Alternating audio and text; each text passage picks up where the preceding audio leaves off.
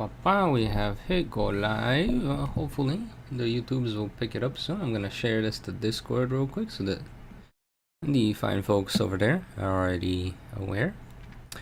I do have a Discord server. Feel free to join and hang out. It is 13 plus though. Alright, Stream Pong.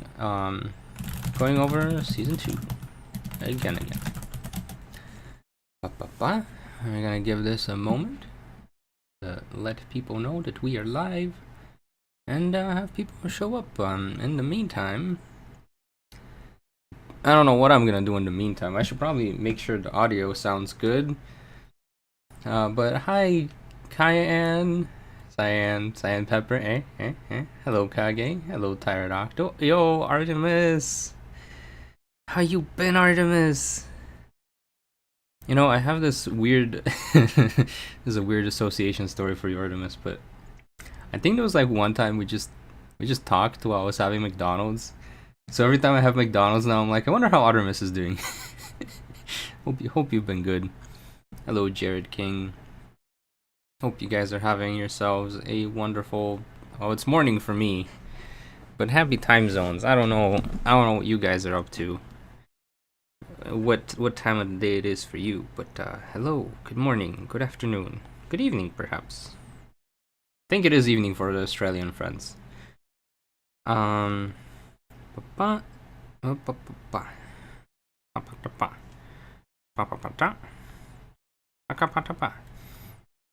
you want McDonald's? No, it's not a sponsored stream, by the way. No McDonald's. McDonald's not paying me for any of this.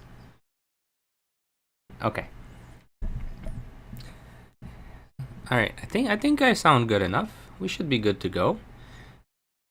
Yeah. I'm listening to myself. It's pretty good. Cool. All right. So we have T-Sun. Hello. And Tomagon. Hello. But if they want to, they should. They should.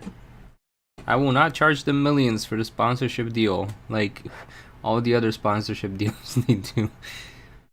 There was this very interesting video about like why fast food's gotten so expensive, and basically there are two outcomes where one, it's a lot of money to develop the apps that they try to get you to use, like the mobile apps, and then two, they spend a lot of money on these brand deals. Like I think there was like a big one was like the Travis Scott burger, stuff like that. Like I think they gave him like it was something like half of the CEO's salary is what they gave Travis Scott for the rights. Don't quote me on that, but it was something like that. I'm like, wow, no wonder. Oh, well, hello, Brian. Yeah, of course. This is like the only good time for me to stream, and yeah, I woke up early. I couldn't sleep. I woke up like 3 or 4 times in the middle of the night. I'm like, all right, I can't sleep. I'm awake. Might as well start streaming. Like, otherwise, I'm just gonna play gacha games all morning. I'd rather not do that. That's why the prices have gone up, pretty much. Yeah, now the apps cost a lot to develop, and that's why they're pushing so much for you to use the apps as well. I originally scheduled the stream for 9 EST, and now it's 8:15, and I start 15 minutes before. Exactly. I'm a procrastinator. I start early if I can. We got a McDonald's stream before GTA 6. I know, right? Speaking of GTA 6, Game Awards was last night. I had it on while I was doing my coding stuff, and I don't know. I enjoyed the music. I feel like Wuthering Waves got robbed. But I think the game that won Game of the Year, I watched someone else play it. I get why it won. I think it was deserved, and I don't know. It was very touching to see the team like do their little announcements. Anyways, what are we doing today? Hello, nice structure. So I'm kind of just continuing what we did last week, which was to go through all the season 2 episodes and kind of give you guys a little behind the scenes. Also, we're just keeping track of like who won at what point, plus giving them a little rating. That way I can get some feedback on which episodes were good, which episodes could have been better, and what could have been better. Something for me to consider if I decided to do a season 3 at some point. I would sip my coffee, but it's I literally just made it, and I'm gonna burn myself if I do. Last time we stopped at the end of the Katie video, so there was a lot of yapping here. Like 1, 2, 3, 4, 5, 6. You know, we got through like 7 of the videos, but they're like short. Yeah, it's been almost a year. Yeah, so here's the thing.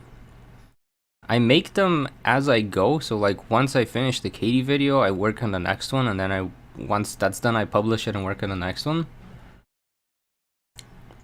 I think it probably would have been nicer if I just released like an episode a week, but this means I have to like work for a whole year, and then there's like a month when I release stuff. I don't know if Milo, I don't know if I'm going back to Galar. That's the thing I need to decide for season 3. Right now I'm thinking maybe the Let's Go games, because BDSP I don't enjoy those. I wouldn't. Oh yeah, Sonic and Shadow Generation DLC. There was like a racing game they announced with Shadow in it, right? It's bedtime watching Sword and Shield videos on Wednesday, and you developed a theory to why your later videos are not performing as ooh, I would love to hear that. Can Swordward become champion? Gosh darn it. I think I might. At some point I might. I legit might. Because the thing is, they only have like 5 Pokemon on their team, right? I mean, you guys are distracting me now. Swordward. Let's see what Pokemon this dude's got on his team. And then get bombarded by 500 ads on the way. Alright, he got 4 here. They ditched basically both of them have Surfetched, but they ditched the Surfetched for the team battle. Yeah, he only has 4. This would be like a legit difficult run. Like this would be a very difficult run because you only have 4 Pokemon and his he doesn't even have a fully evolved Pokemon on his team. This dude just runs Surfetched, Golisopod, Doublade, and B-Sharp. Yo, what is this ad playing on this side right now?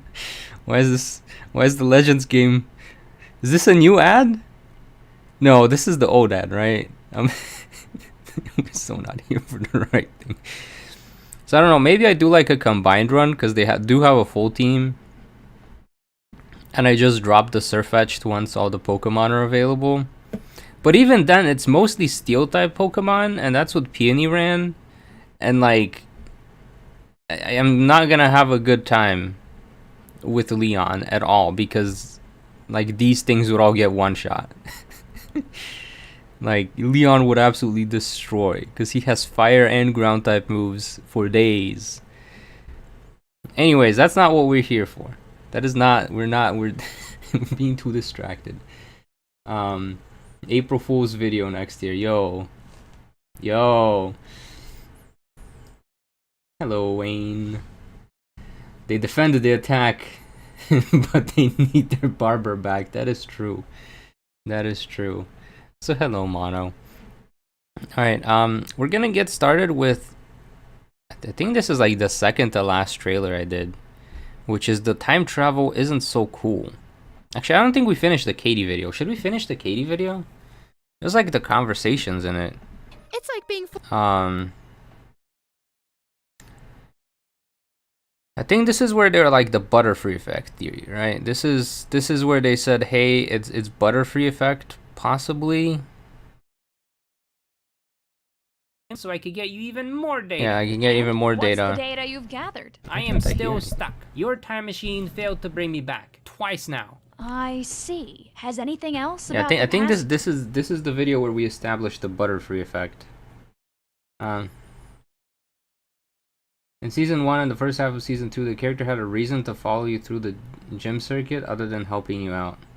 I see.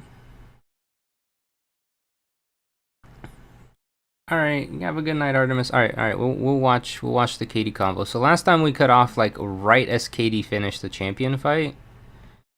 And we're just gonna start from here and kind of analyze the rest of the writing. answer is a blatant no. While she could collect all of the gym badges, the Elite So Four and Gita how's can the audio on easily this? overpower her bug-type team. Crumbs! I've gotten so used to going easy on everyone that I can't even go all out when it counts. You seem a little salty. As one would be. It's like being forced to following someone else's recipe, only to get complaints about the food being too salty or overcooked. You got a good point. Your team definitely could have used at least one good special attacker like a Vespiquen or Rapska. That is so true. She just runs a full physical team, which is kind of sad. Like, just YouTube or Twitch too. So this is just on YouTube. Tonight I will be streaming on Twitch. We have Big Run with Vic, and perhaps tomorrow night as well, I believe. Or perhaps a Frostmoth? I wouldn't have been of much help even if I evolved. Frostmoth are just too slow and not bulky enough. Then I suppose Frostmoth isn't the ingredient. Frostmoth would make perfect sense for her team, and because it's like frosting and a bug. It's a frosting bug, the Frostmoth. It would make so much sense. It didn't. Katie got robbed. Katie got robbed big time in this game.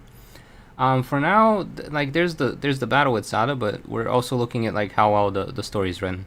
Ingredient I need to make my team delectable. Speaking of things we need, I kinda still need a way to visit the professor in Area Zero. That might prove more difficult than making macaroons. Yeah, I figured, but I really need to find a way to get down there. I guess I could try filling out an application and see if they let us through, although I wouldn't get my hopes up. I hear even the CEO of Paldea Realty got rejected. I think we'll be fine. You two can go, as long as you promise to deliver this package. It's a bit urgent, and our hands are a little tied, so really counting on you for this one. See? Oh yeah, this is the one where I thought about maybe including Rika in the story and all of the Elite Four, but then the season started not doing so hot, so I was like, you know, Rika's just gonna get like a normal run. Not a, I don't know, there's a possibility. There is a possibility for getting other runs, but I doubt. My word. Do you think we can drop by the bakery on our way? I think I'd like to bring some sweets for this professor as well. I guess we could. She'd probably appreciate it, but I don't think she deserves it. Sounds like your relationship with her is quite sour. You'll see once we get there. Now let's go. Delivery for Professor Sada? And here I was, worried this package would be late. Leave it to Paldea's top baker to get the timing just right. Oh, you flatter me, Professor. And you haven't even tried these cupcakes I made for you. What a splendid surprise. Say, would you like to come inside and join me for some tea? It would be my pleasure. And besides, I've brought someone along who wants to meet you. Perfect. Then come on in. So, who is this someone? Let's see, probably because she's an early game gym leader. Well, here's the thing. This is like from the rematch team. This is like the late game rematch team, and that's why I'm like, man, she got cheated. But also, they totally could have given her a snob. Kind of implies that she did the trade with the kid in town. I don't know. I'm just nitpicking at this point, but all right, T-san, have a good day. One you mentioned. That would be me. A talking Pokemon? Oh my, Miss Katie, you truly deserve a 5-star review. Talking Pokemon, eh? So you still don't remember me. Why, I'd never forget someone as unique as yourself. What about a talking Marip or a Skiddo?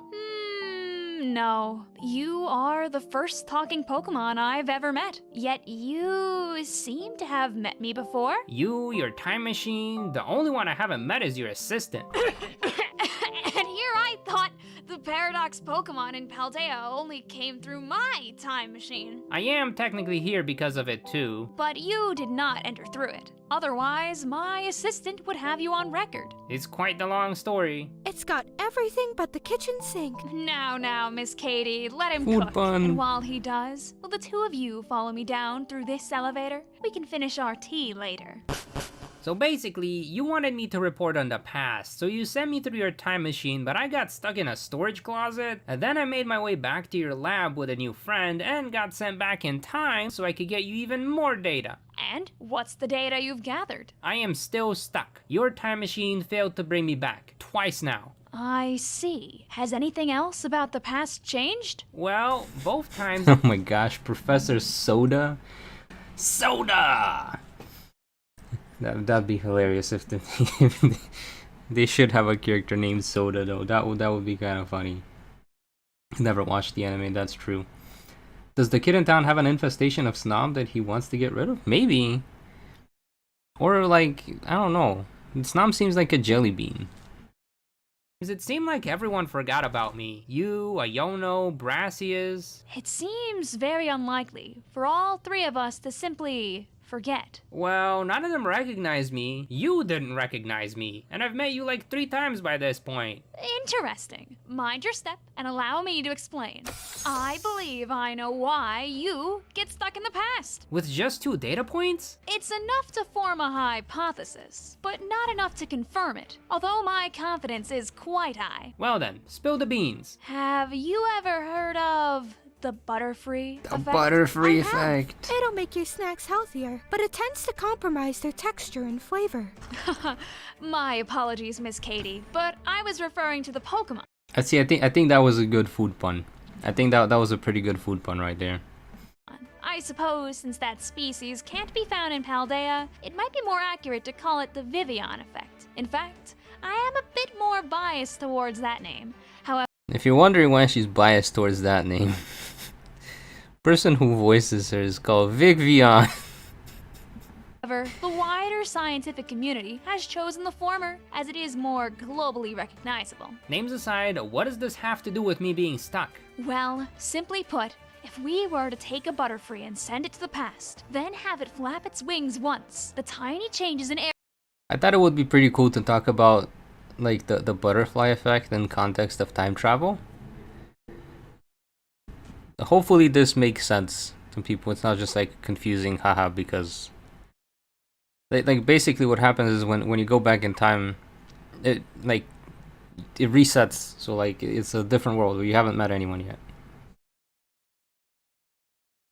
would have added a new effect into the world, albeit a tiny one. However, even a small change in one minuscule variable in the formula of the world could lead to an entirely different outcome. Well, I'm sorry to the people of Hoenn for Hurricane Vasko, I guess. The hurricane is simply an example. According to your description, the time machine, which has never failed to retrieve an object from the past, has failed to retrieve you, which could only mean one thing.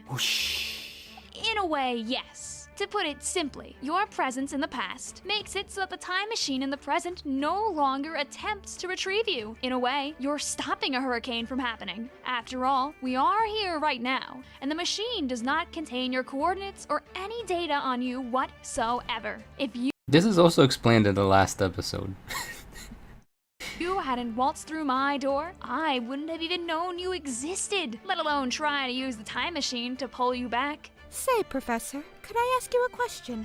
Please. Have you not tested for this Butterfree effect before? It seems like it would cause major trouble if it were real. If I did not already have a trusty assistant, I'd hire you on the spot, dear. It was one of the first things we tested, and there has been no Butterfree effect observed. Not even when releasing a Pokemon from the present in the past, until now. So the recipe is the same, but the outcome is different. If you were to ask me, it may be because you were using a different ingredient? What am I, a mung bean? I think she's onto something. In fact, I now She have a is. theory that I'd like to test out. Oh, not this again. For the love of Arceus, can you do something other than put me in that time machine? But if you refuse, that leaves me with only one other option, Katie. Listen, she's gonna try to trick you into battling her, and then have you give her my Pokeball when you lose. Ouch, you think I'm Yeah, so this is kind of the structures I had followed the first, I think it was just the first 3 episodes, but is the whole get down there, don't want to travel through time, but battle the professor, and because every trainer loses, you get sent back through time again.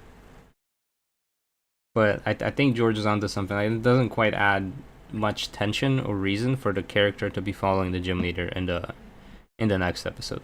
that bad of a trainer, huh? Well, you did lose to a 5-year-old. This sting's worse than hot caramel. Perhaps I should battle her. If your skills are half as good as your baking, I think this would be quite the fair match. Alright, then let's have ourselves a little cook-off. Dang it, if only I didn't lose my cool. Zelda's first Pokemon looked a lot like a bug type, so Katie decided to go for Bounce, Tulip which too. happened to hit super Yeah, effective true. and one-shot the Slippery. I don't remember. Springtail got debuffed with Lunge, then Sucker Punched before it could finish off Low Kicks. Out next was Fortress, who was so bulky that Katie decided to be a bit mischievous. Instead of going for the knockout right away, she decided to power up her Fortress with Curse, which I was so hoping to do like a reverse sweep with this strategy here, and then it just kind of blew up in my face. Which made it into an extremely slow but physically powerful wall. And then she finished up the fake Jigglypuff and prepared to sweep. Look at these Unfortunately, the stats. professor followed up with a Flutter Mane. And then this thing is just like special. And it has a, I believe it has like a fire move and just one shot me. Who Like, just used Mystical Yep. Fire to one-shot her. I was so ready to sweep through the team. I was like, finally, someone who can beat the professor, and then this thing just gets one shot. Fortified Tough Cookie. Heracross managed to finish off the floating menace with a Night Flash and a Stone Edge, but was too slow to stand up to the Sandy Shocks. Spidops was also too slow, which left us with Ursaring, who also missed its move and got knocked out with a Power Gem. And since we did lose the battle, I guess it's time for me to get lost in time yet again.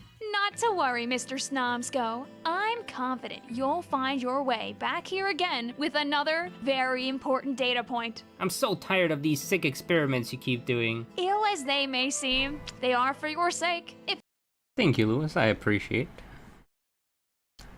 you wish to get unstuck, we must determine why you're stuck here in the first place. When cooking with a different ingredient, it may take a couple of tries to find out how to best bake with something new. She is correct. And this time, there's a very specific thing that I want you to look out for. Sure, I mean, it doesn't sound like I have any other choice. From your description of the past, it seems that the other yous, which should have been there, were not. I do not believe you were simply forgotten. My suspicion is that the past you simply never met the trainers you knew, although I don't know why. So your task is to go and find yourself. Any one of the three will do. Now that sounds like it could really mess up the timeline. It seems like things get messed up either way, but if we can find at least one other you, that should help me better understand your situation and bring me a step closer to getting you back to when you were, as promised. It's a good thing I remember exactly where I was each time, so it shouldn't be that hard. Good. Now, let's begin. Wait, Yes, Miss Katie? I just wanted to say goodbye, and also to apologize for acting like I think was she's the upset. only trainer that like actually says goodbye like before. I don't remember if any of the other trainers say bye. Just like, oh, well, I lost. GG's bye. If anything, I was going to apologize for hurting your feelings. I kinda panicked and got my words all mixed up. Wait a second, acting? You and the professor don't mix well together, like baking soda and vinegar. But I can tell she's trying to help, so I figured I'd go along with whatever course she has planned. You might not like the first few plates, but I think the dessert will be quite delectable. Well, in that case, I think I should have played more on the mischievous part of Katie when writing her character. Because I feel like we didn't quite establish her as like sweet on the outside, but mischievous on the inside. That kind of thing. Yeah, Iono didn't know I would be stuck. That is true. thank you for looking out for me. And if the dessert isn't any good, I'll come bug you at the patisserie. And I'll be sure to make you the best dessert you've ever had. It's a deal. Well then, I guess I'm ready to go. Yeah, I think in the future I need to like establish what the main character traits are before I write. Oh, Supposed to be me, but I can't shake this strong feeling of envy. How come I got completely ignored by Iono, while he got to travel with someone as sweet as Katie? oh, that's the envy one. That's the envy curse being released, so that you can see that. I think this is the only episode where I showed the other me's actually being there. But this is intentional, so it kind of makes sense if you watch the Oleana episode. But basically, because there's a bunch of curses, the blessing from Calyrex triggers. So when you travel through time, it splits you into two, and the one that has more like curse on it is kind of just fated to like poof and and wither away. And the one that's fine is basically gets main character syndrome.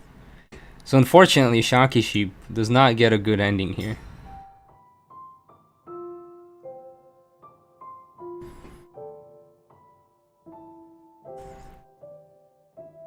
I always forget to make one of these at the end of the video, but hi, thank you for watching Yeah, I haven't made one of these at the end of the video in a long time. this episode. If you're new to this series, be sure to check out this playlist which contains all Where's the previous playlist? episodes. The newer episodes are gonna be there. It's not Oh, I was talking to Cap about this. So YouTube changed how their end cards work. And the end, like before, you used to be able to like put end cards like in the last 30 seconds of the video, and now it's limited to the last 20 seconds. So it's just like a random moment of silence here, where I'm just, let's see, yeah, 47 to 27, and then I kind of would have expected them to show up at around this point, which would have been about the 30-second spot. But they made it only last 20 seconds long. Okay, KD video. What rating are we gonna give it? I'm gonna have to give this one a 6 personally. My personal rating, at least. I don't know. I just don't think I wrote her well enough. Like it was the run itself was fine. I enjoyed the bug types quite a bit. But I feel like I fumbled the writing quite a bit. Like there wasn't really enough tension. There wasn't really enough going on until like the very end, and then it's just kind of confusing about what's happening. Cause I'm just throwing around like big jargon. What do you guys think about the Katie video? Give me a score. Give me a rating. 0 to 10.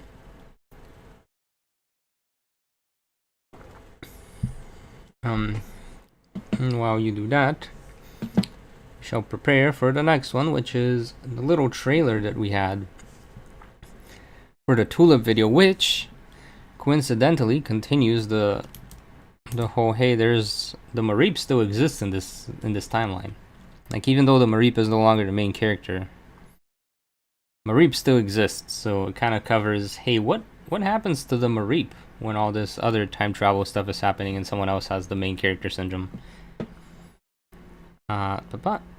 And this is also where the actual curses start getting introduced, and it'll make sense for the Tulip video with what happens. Nope. How many times has it been now? I had fun making this. I had to learn Blender how to... This was... How many times has it been now? So this was made in Blender. I don't know how Blender works. I'll be honest. I don't know how the heck Blender works. I just tried to animate a little walking Mareep, and it was difficult. The memories, they all blend together. Hatred, fear, envy, they tug at me around every corner. Did I not already travel with Iono? Why doesn't she remember me? Why do I feel so empty inside? It's all that professor's fault. I never should have let her put me in that time machine. What sick experiment is this? I just want to go home. How dare she do this to me? Nothing good can come from those tainted by that tortoise. And he hears a voice.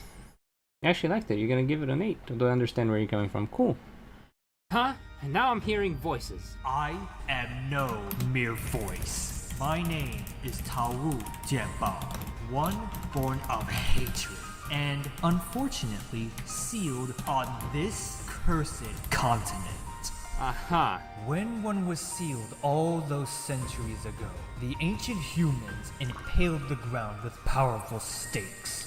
One did not understand their properties, but over time, one began to comprehend their functions.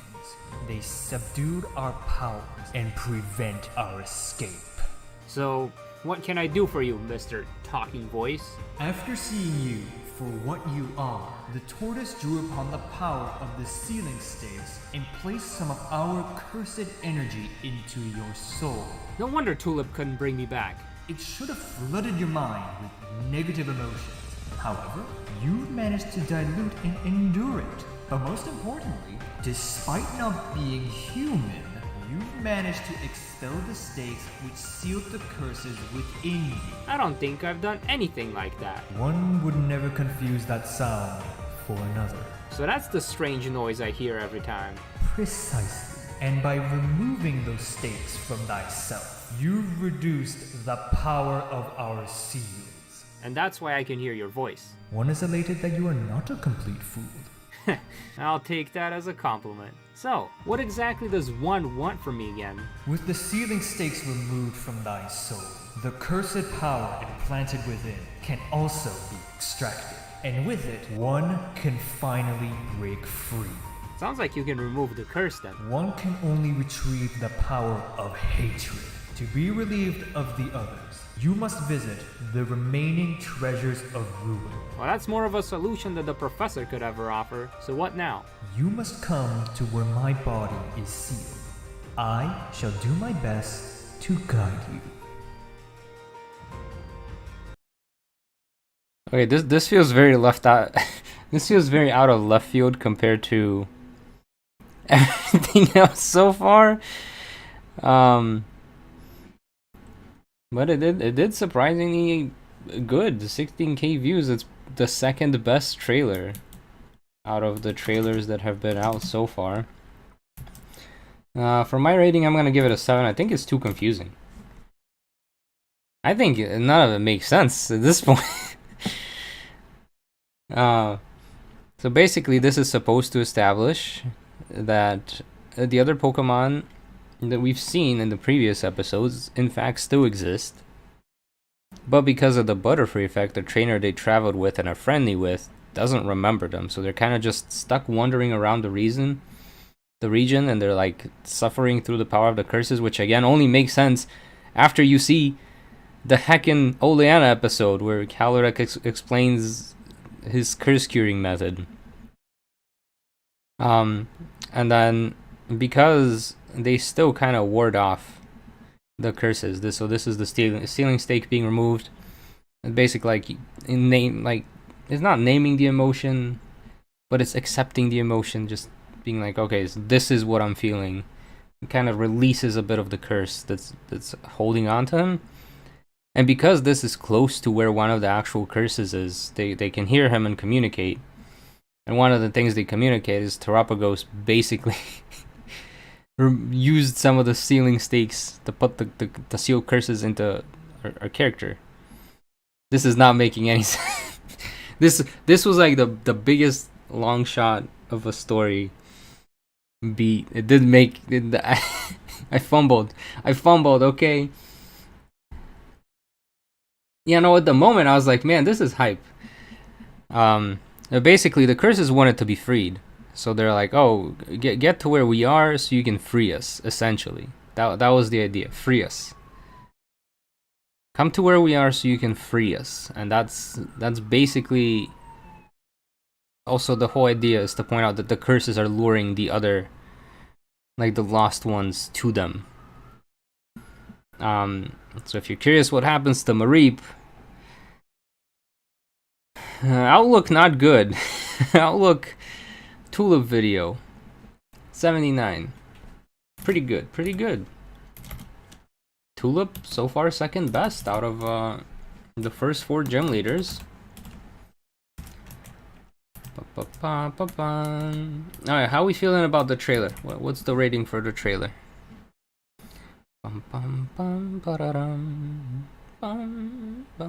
Okay, we're gonna get into Tulip. Tulip, the psychic-type gym leader in Pokemon Scarlet and Violet. She's also a very busy businesswoman and a fabulous lover of makeup. But is Tulip actually a good trainer? To find out, I decided to play through Pokemon Scarlet as Tulip, using her post-game rematch team along with their abilities, movesets, and a whole bunch of other rules that might make this run near impossible. In fact, out of the 3 other gym leaders I've covered so far for this challenge, I've only been able to get to the champion rank once. I won't spoil which one, but you can find the links to their videos down below. For now, may I direct your attention to our first order of business, building up Tulip's team. A solid 3 out of 5 Pokemon are available very early on. You can literally catch a Ralts before getting to the first town, and there's a fixed spawn for Flitto a little ways away from Cortando, some of which happen to be Doing this map thing took forever. Pokemon are available very early on. You can literally catch a Ralts before getting Let to the first town. me get the map thing to show up again. Yeah, this. So basically what would happen is I take a screenshot of the map, I open up Photoshop to draw dotted lines, and then I have to make a mask and then like swoop the mask. It was like too much effort, and I feel like even though the visual was pretty nice, it wasn't doing enough. So I kind of did away with it. There's a fixed spawn for Flitto. Like, it seems nice in context when I was making it, but now that I'm watching it, I'm like, eh. A little ways away from Cortando, some of which happen to be right below the level cap for gym number 1. And of course, we can't forget about her ace Pokemon, Flabebe. Now, while all 3 of these Pokemon are very cute, and none of them are particularly strong. In fact, Routes has one of the lowest stat totals in the entire game. And this is going to be a problem because the first gym leader has a type advantage against psychic types. And I was using so many sound effects in this one at the start. I did not realize how many sound effects I did. Her bugs are gonna deal double damage. Yet despite the odds, Routes could finish off Nimble and bulk its way through Tarantula thanks to its draining kiss attack. But it could not solo carry against the Teddiursa, meaning the outcome of this match rests in Flabebe's tiny little baby hands. Yeah, there's no chance for winning this. Given the restrictions of this run, I have to call this battle a loss. Oh wow, Since instantly Scarlet losing? and Violet are an open world game where you could theoretically do the gyms in any order, the run itself is far from over. So we made our way towards the next gym where we once Wow, I just sped run through that lost. Wow, it's like the video starts and I'm like, whoop, we have lost to the first gym leader already.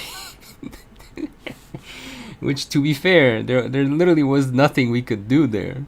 It was like we have the disadvantage and basically get one shot. again lost. Yeah, this team sucks. I even tried to be sneaky and maxed out Routes' evasiveness with double team, but then Brassius got lucky both times and his Trailblaze hit, knocking us out. Meanwhile, our ace is more of a joker right now, barely being able to do any damage at all, let alone turn the tides of a battle. So before embarrassing myself, Wait, second loss? Oh my gosh, Tulip is like... I probably should have found like some sort of way to cheese them, but I remember this run. I tried, like I legit tried like so many different things, and this is a weird freeze frame. First. Okay, I tried so many different things, like to beat the first 2 gyms with just psychic types, and it wasn't working. Nothing worked. Yeah, so I Iono tagged along because it was fun and had to travel around the region for content. Yeah, I feel like the trainers need a reason to travel. Brassius saw you in need, and he decided to help because he likes helping and gives back to the universe. Yeah. Katie, just kind of there. Yeah, very much so. I agree. Like, what is the reason for traveling? Need purpose for travel. For gym leader, companion travel. in a row, I went to take on some Titans and Team Star bases, where I managed to evolve both Routes and Flabebe. And since I'd like to have a move stronger than Fairy Wind, I also went back to Los Platos for some TM hunting. You can find stored power near the west side of town, and since that move is only useful if you can get some buffs, I headed towards the nearby ruins to pick up Calm Mind. This turned out to be an even bigger challenge than the gym battles, as my Koraidon would simply fall below the... This is a perfect game with no issues whatsoever. People are like, why you complain about the game? My guy sank. I was drowning. the surface of the water and drowned. I was stuck underwater for like 2 minutes. I'm pretty sure I forgot how I tried to clip my way up one of these walls to and I'm like, how do I get this TM here? A great time to find yet another glitch in these games. Wonder at what point I'll do a run where a new glitch doesn't happen. I'm still waiting. And this, he was trying to fight me and he couldn't. I was stuck underwater. I mean, hey, the diving mechanic it looks like it existed in Scarlet and Violet. They just didn't use it for anything. What's your favorite traversal ability? Yeah. Hey, Chris. Good morning. He just drowns. Game drowns me. Too much water. Number 6. Anyways, as if my patience wasn't tested enough, it was time to battle one of the toughest gym leaders in the region, Iono. I had Flitto pull a penny and spam baby doll eyes to reduce Watro's attacks. Then Kirlia came in to spam double team, which once again didn't help like at all. And as if things weren't going bad enough, the Calm Mind stored power strategy fell flat on its face. For the previous 2 losses, we could Okay, so loss number 3. I really thought I was cooking here with the stored power. So out of the 4, Tulip has lost the most, like right off the bat. Like, poor Tulip just gets like destroyed here.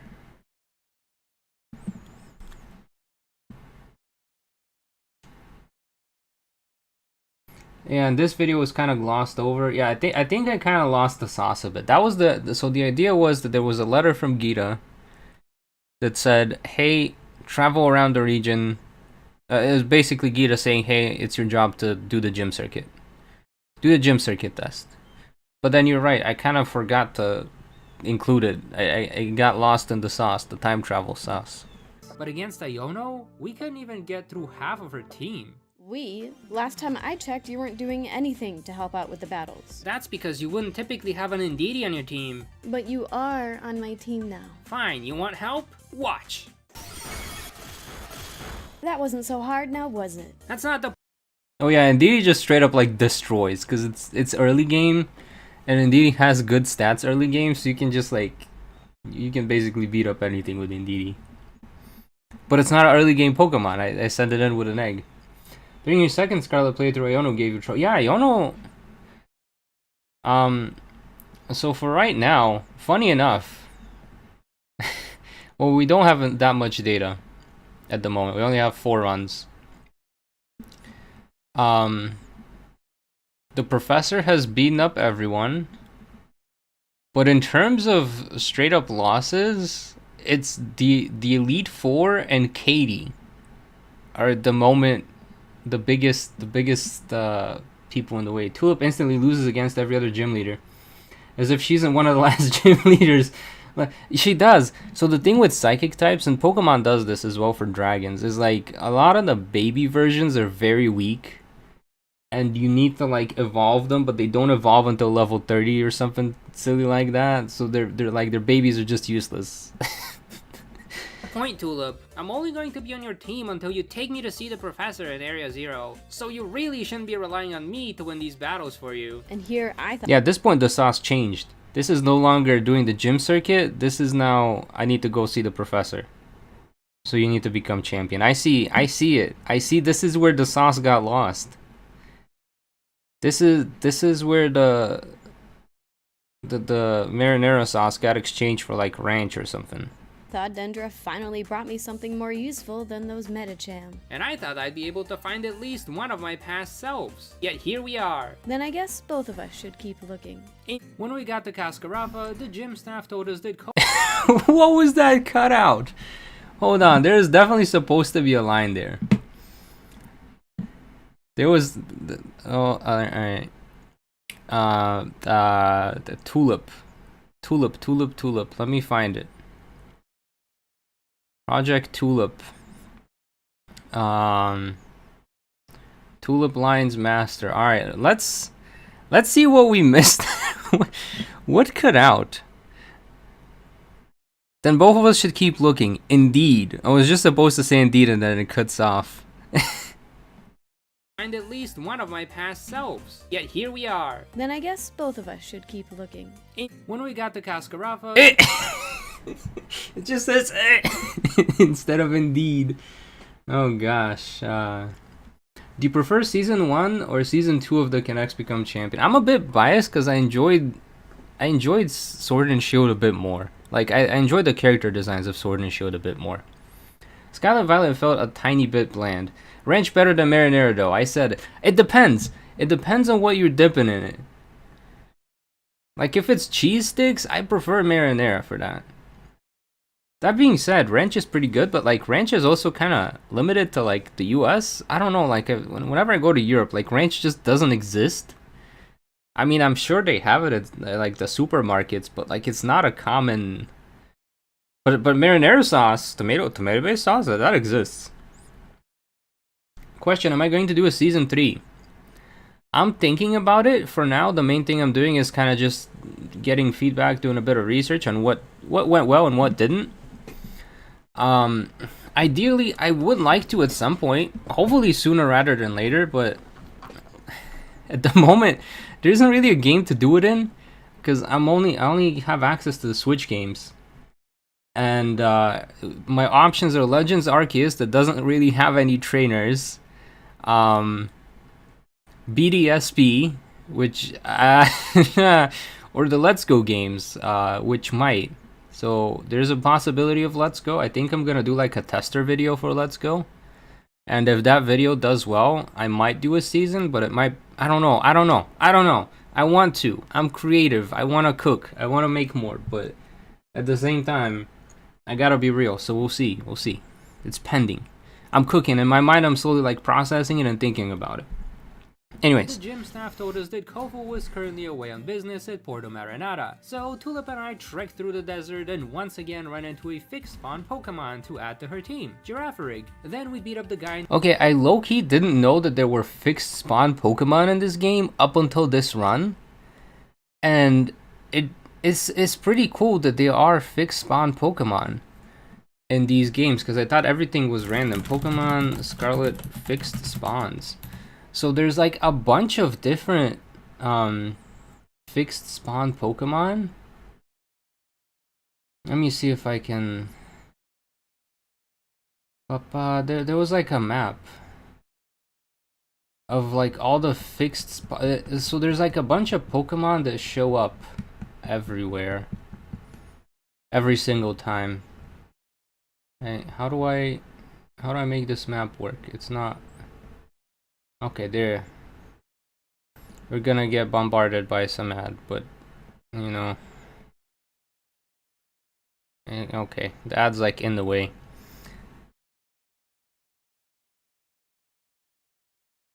So here's like all the fixed spawns, and like I didn't realize that's the case, but yeah, there's always a Psyduck that's by the bridge when you show up. There's always little Whoopers hanging out. I forget their names. There's too many Pokemon, but these little guys that evolve into Serena, they are a fixed spawn. Usually I go fight this. There's a Chansey down here that always shows up. It's good for level up. So yeah, there's fixed spawn Pokemon in the game, despite them being all random.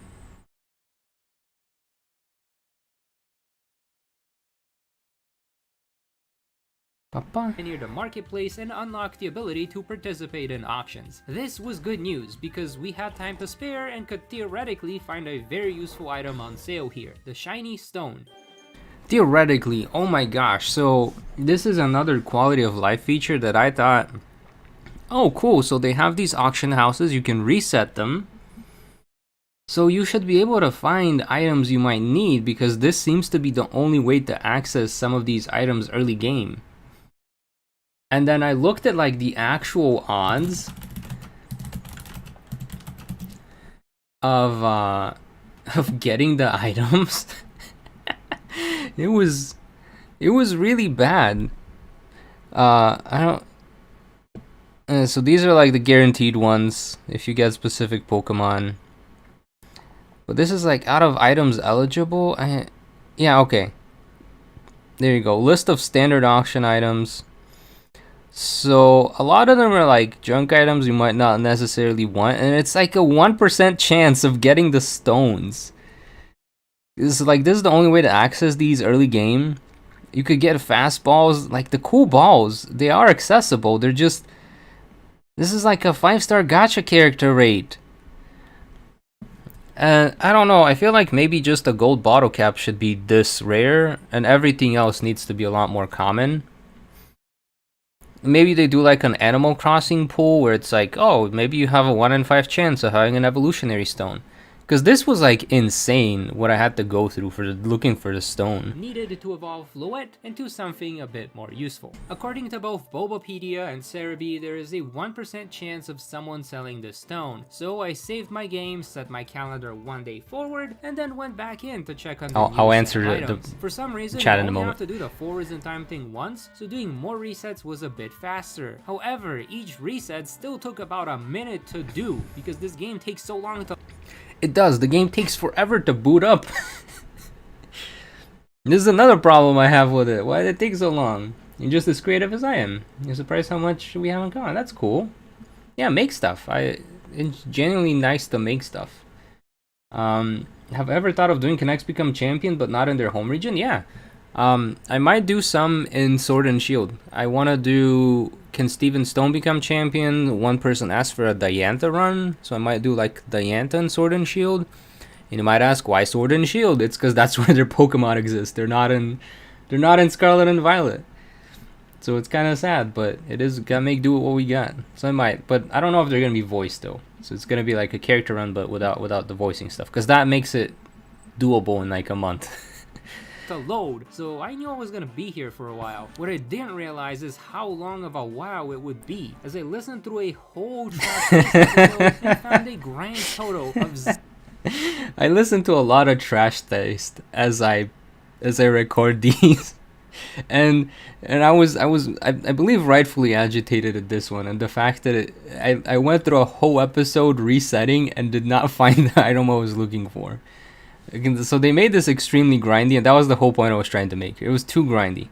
They need to make it so that like, yeah, you do a couple of resets and you can get the item you need. 0 shiny stones. Because it wasn't fun. But I did get 3 dust stones, a dawn stone, and a moonstone. Anyways, I came to the conclusion that while resetting the auction house is technically a method you could use to find It's not a item, good such method. as an evolutionary stone Don't. or a cool Pokeball. Don't do odds it. are so absurdly low that you really shouldn't waste your time on them. What I decided to do instead is go take down the lurking steel titan. And It's easier to shiny hunt than to get a cool Pokeball at the auction house. Hello, Diana. I hope you're doing good. Yeah, I might do a Penny in Sword and Shield as well.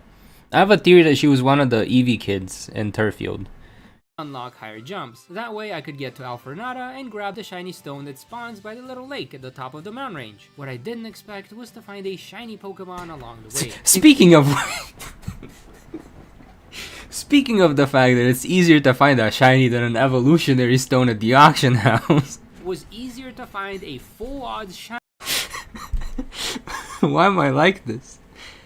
Why am I like this? Have I done a shiny hunt before? Yeah, I did a shiny hunt a couple of weeks back. I was like, oh, let me just try to like do a shiny hunt in each of the different games. And I think we found a shiny Roselia in Legends Arceus, and then I was trying to breed for a shiny in Sword and Shield, but we didn't get it. Also, good business decision would be Cynthia in Legends. Yeah, I'm cooking up a Volo video. Hopefully that does well. The only difference between Volo and Cynthia is one Pokemon, and unfortunately, I don't think there's Milotic in Legends, so I can't really do like a Cynthia. Like some of her other Pokemon are replaceable, but like Milotic is a key Pokemon on her team. Otherwise, she's just Volo, basically.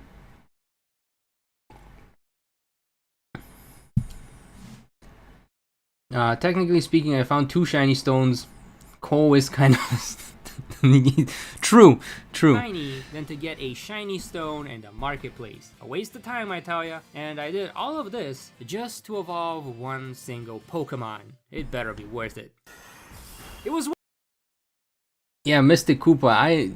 People think Leon's a easy trainer because they show up over leveled and like with a unintentionally EV trained team. You show up with like a character team that's not over leveled, and like Leon like sweeps through like he deserves top champion, not Gita. Gita doesn't deserve, but Leon. Worth it. Finally, we won a gym badge, in part thanks to the And Tula debuffing finally power gets of a those W. Forge's charms. This also meant we could now evolve both Curlia and Girafarig into something a little more useful, then make our way to Medali to grab my favorite Paldean snack from the ice cream stand. It's and the rice challenge Jim the and rice Larry. cream Our balls. newly evolved Girafarig was super useful in this battle, since its psychic typing would bait Larry's Komala into spamming Sucker Punch. But thanks to our Armor Tail ability, all of Komala's priority moves were simply negated, meaning we could take It's cool how moments like this I can kind kind of see the way the game's AI works.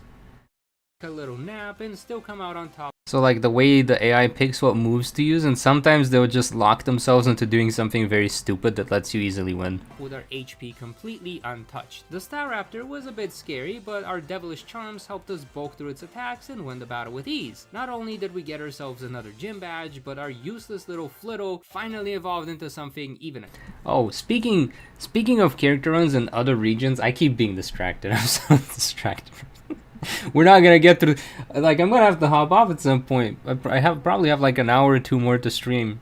Hopefully it's 2 hours. But we're not gonna get very far at this rate.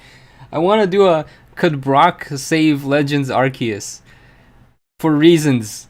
I hope you guys all know the reference I'm making. But Brock's Pokemon are technically in Legends Arceus, so I could do a Brock run in Legends and see how that goes. It would be so dumb. I don't think Brock can beat Volo, but we can still try. Champion would use. To avoid getting dragged into a double battle, I decided to stay near the outskirts of Montenevera and listen to the events of the fight. It sounded like Rhyme's Mimikyu did the exact same thing as Larry's Komala. I think this is also the first run where it didn't do a conversation before Montenevera. Like, all the other trainers are like, oh, how come you... Tulip just doesn't care. She's a businesswoman. She just goes. Trying to spam Shadow Sneak, and then it just gets cancelled every single time. This effectively made the battle a 2v1, meaning Tulip could easily sweep through Rhyme's team, and with the Ghost Badge in hand, we only had one more gym to go. And it's actually right up the mountain. Hold that thought. But it's literally right there. Doesn't matter. I have a meeting with a very important client, and I'm not about to let my business suffer just to complete that witch's gym circuit. Sounds like you really don't like Gita. Well, we've got very similar styles. But unfortunately, she's the one running Paldea. Is that some jealousy I sense? Can't hide my emotions from your kind, eh? But you're right. Even though she's stronger than... Which do I recommend, Scarlet? I think we established that one of the games is less glitchy. But I forget which one is less prone to glitches. And that's the one I would recommend to you. What if you did an Ash run? So I've thought about doing the anime characters. But I'd rather do the in-game characters, because the in-game characters have like specific abilities and moves. So I could be more close to character, whereas like the anime ones, they feel like more wild cards. I think they make the run too easy. Rice with milk is actually a very... Yo, that's something we have in Bulgaria too. It's like one of my favorite... Like, it's not even a dessert. We sometimes just have it for breakfast. We call it sweet rice. Yeah, we call it rice with milk in Bulgaria. It's really good. I like it. most trainers, while Primera lacks the leadership skills necessary to run the whole region. I mean, didn't you hear what happened at the academy? Vaguely, but it's all the more reason you could go get that last gym badge, and then you can show her who's actually boss. Don't worry, we'll get to it eventually. For now, I have some more important business to take care of. Speaking of which, I also have a job for you. The job was to follow around Dendra and look for another Pokemon to add to Tulip's team. No more Medicham. We'll be looking for a Gallade. Now, you might be wondering, why didn't I just catch and use 2 routes at the beginning of the run? That would have easily solved the Gallade issue and given me another Pokemon to use in the first 3 gym battles that I lost. The answer is a simple one. Tulip doesn't add Gallade to her team until after you beat her gym. Some might say I'm being too strict with these rules, but I genuinely want to experience what these games would feel like from the point of view of these characters. One such experience I would have missed out on completely is looking for a wild Gallade. The main reason this hunt turned out to be so difficult was due to the lack of... This kind of plays off of the fact that Tulip is besties with Dendra, and Dendra is like bringing her more Pokemon to the gym, but she only finds Medicham, which is why when you encounter Tulip, she's just walking around with a bunch of Medicham on her team. Like, not on her team, but like a bunch of Medicham around her. It's all Dendra's doing. So, but there's another psychic fighting type Pokemon, and it's Gallade. Hello, Echo. I'm doing good, Lily. Hope you've been doing good as well. What have you learned so far by watching back? I've learned that I lost the sauce in this episode. I think I'm liking the editing and storytelling of like explaining mechanics. So I'm really liking like this stuff. Of reliable information online, which has been quite noticeable with Scarlet and Violet Oh yeah, the information problem.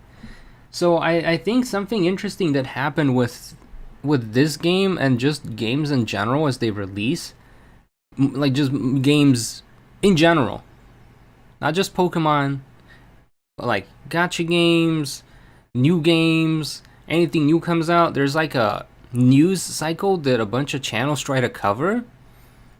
And in the past, at least, it kind of felt like it was that way, but there was a bit more like research put into it.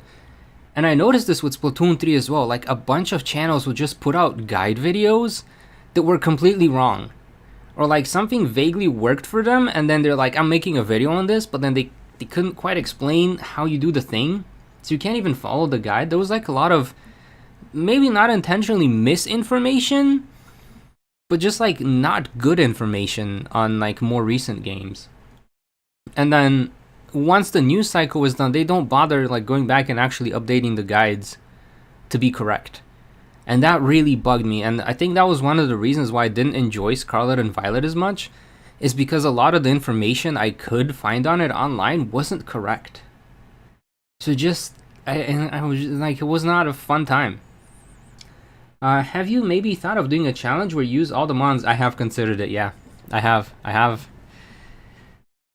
Specifically. Typically, you can just search up where to find X Pokemon on YouTube, and you'll find a bunch of videos telling you just that. And in their defense, the videos were helpful in pointing out 2 places you could find the Gallade, but neither of them were in Alfornada. So I went to Cerebi, an extremely reliable site with information on Pokemon moves, stats, and locations. And what did Cerebi say? You can find Gallade in the Alfornada caverns. So I grabbed a tropical sandwich from the Every Which Way and started looking through the cave, only to see a bunch of Medicham and Makuhita. I'm gonna let this play. I'm gonna go take my cup of coffee downstairs real quick. I'll be right back.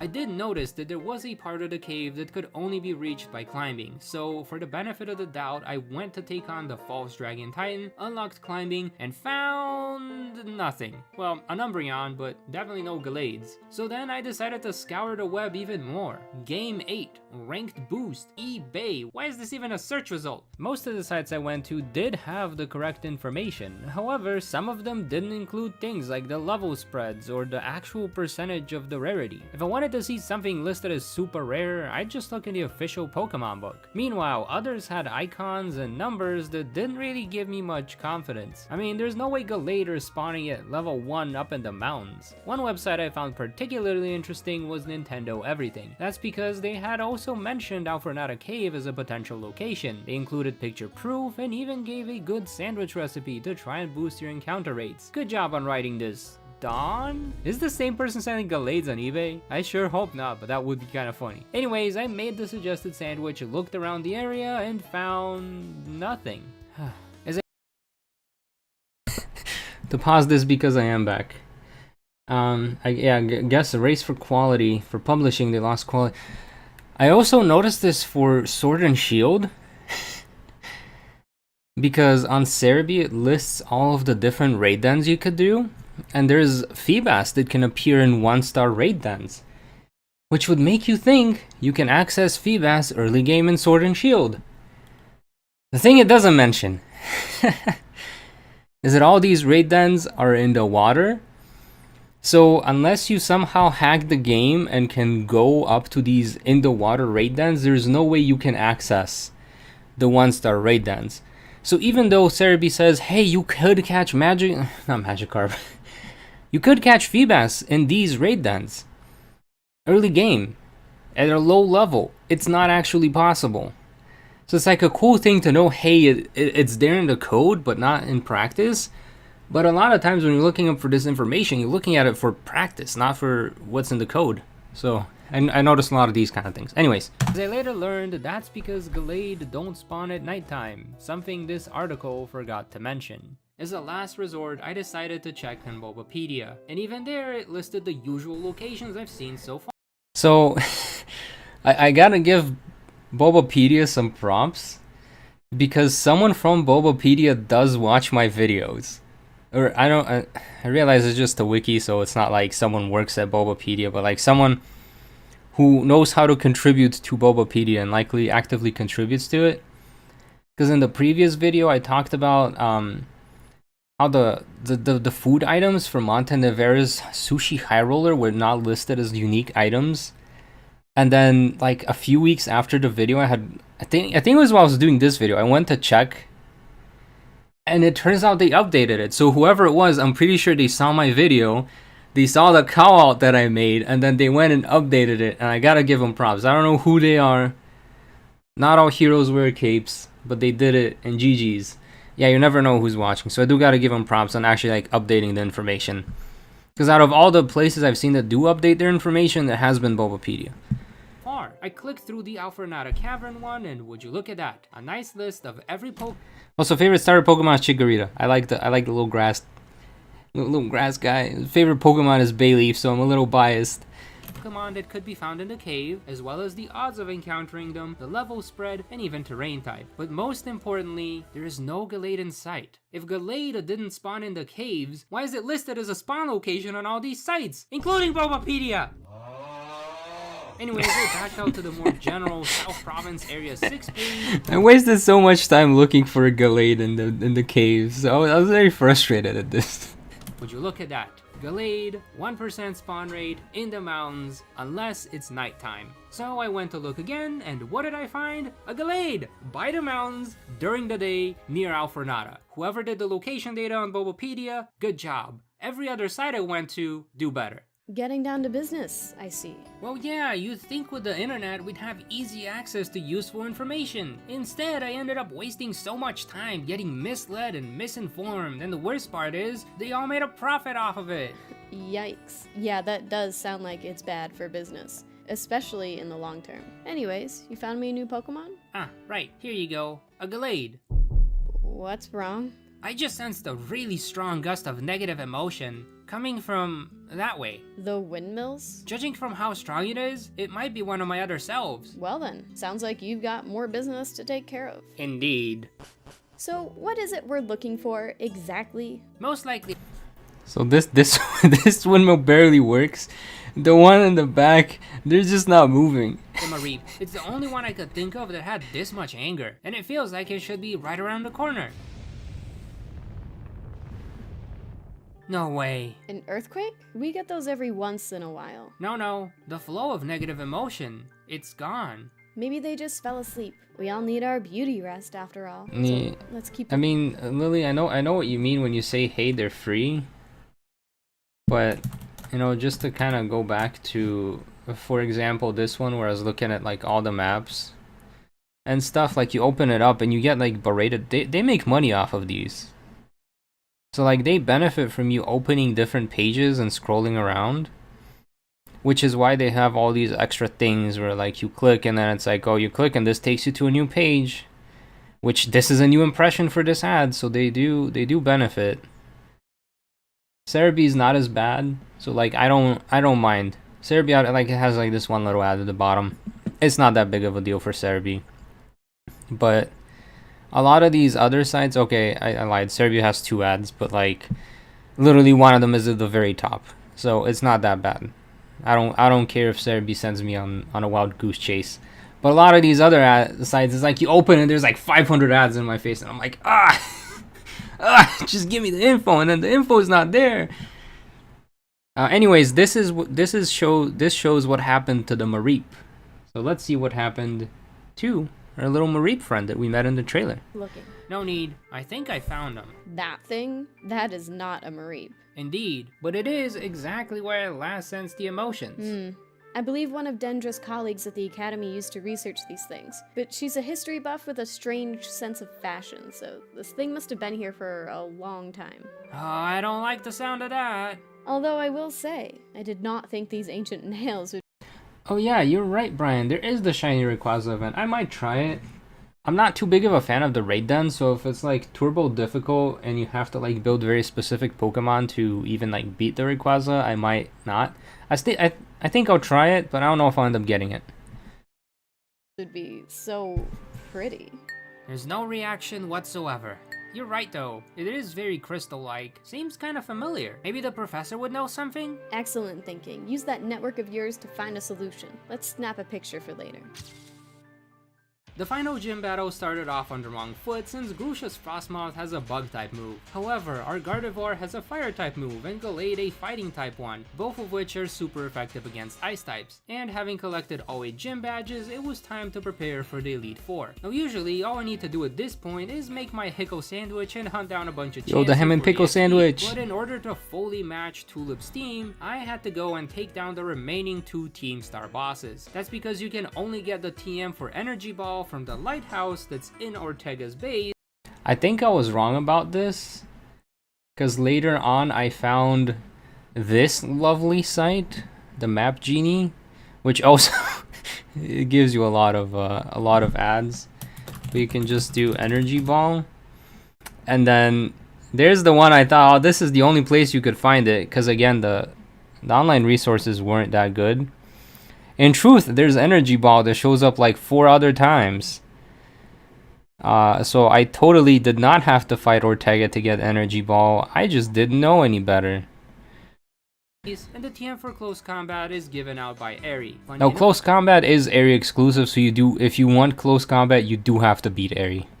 Even with her type advantage, Tulip would have lost. Which, spoiler alert, a lot of these trainers have close combat under moves.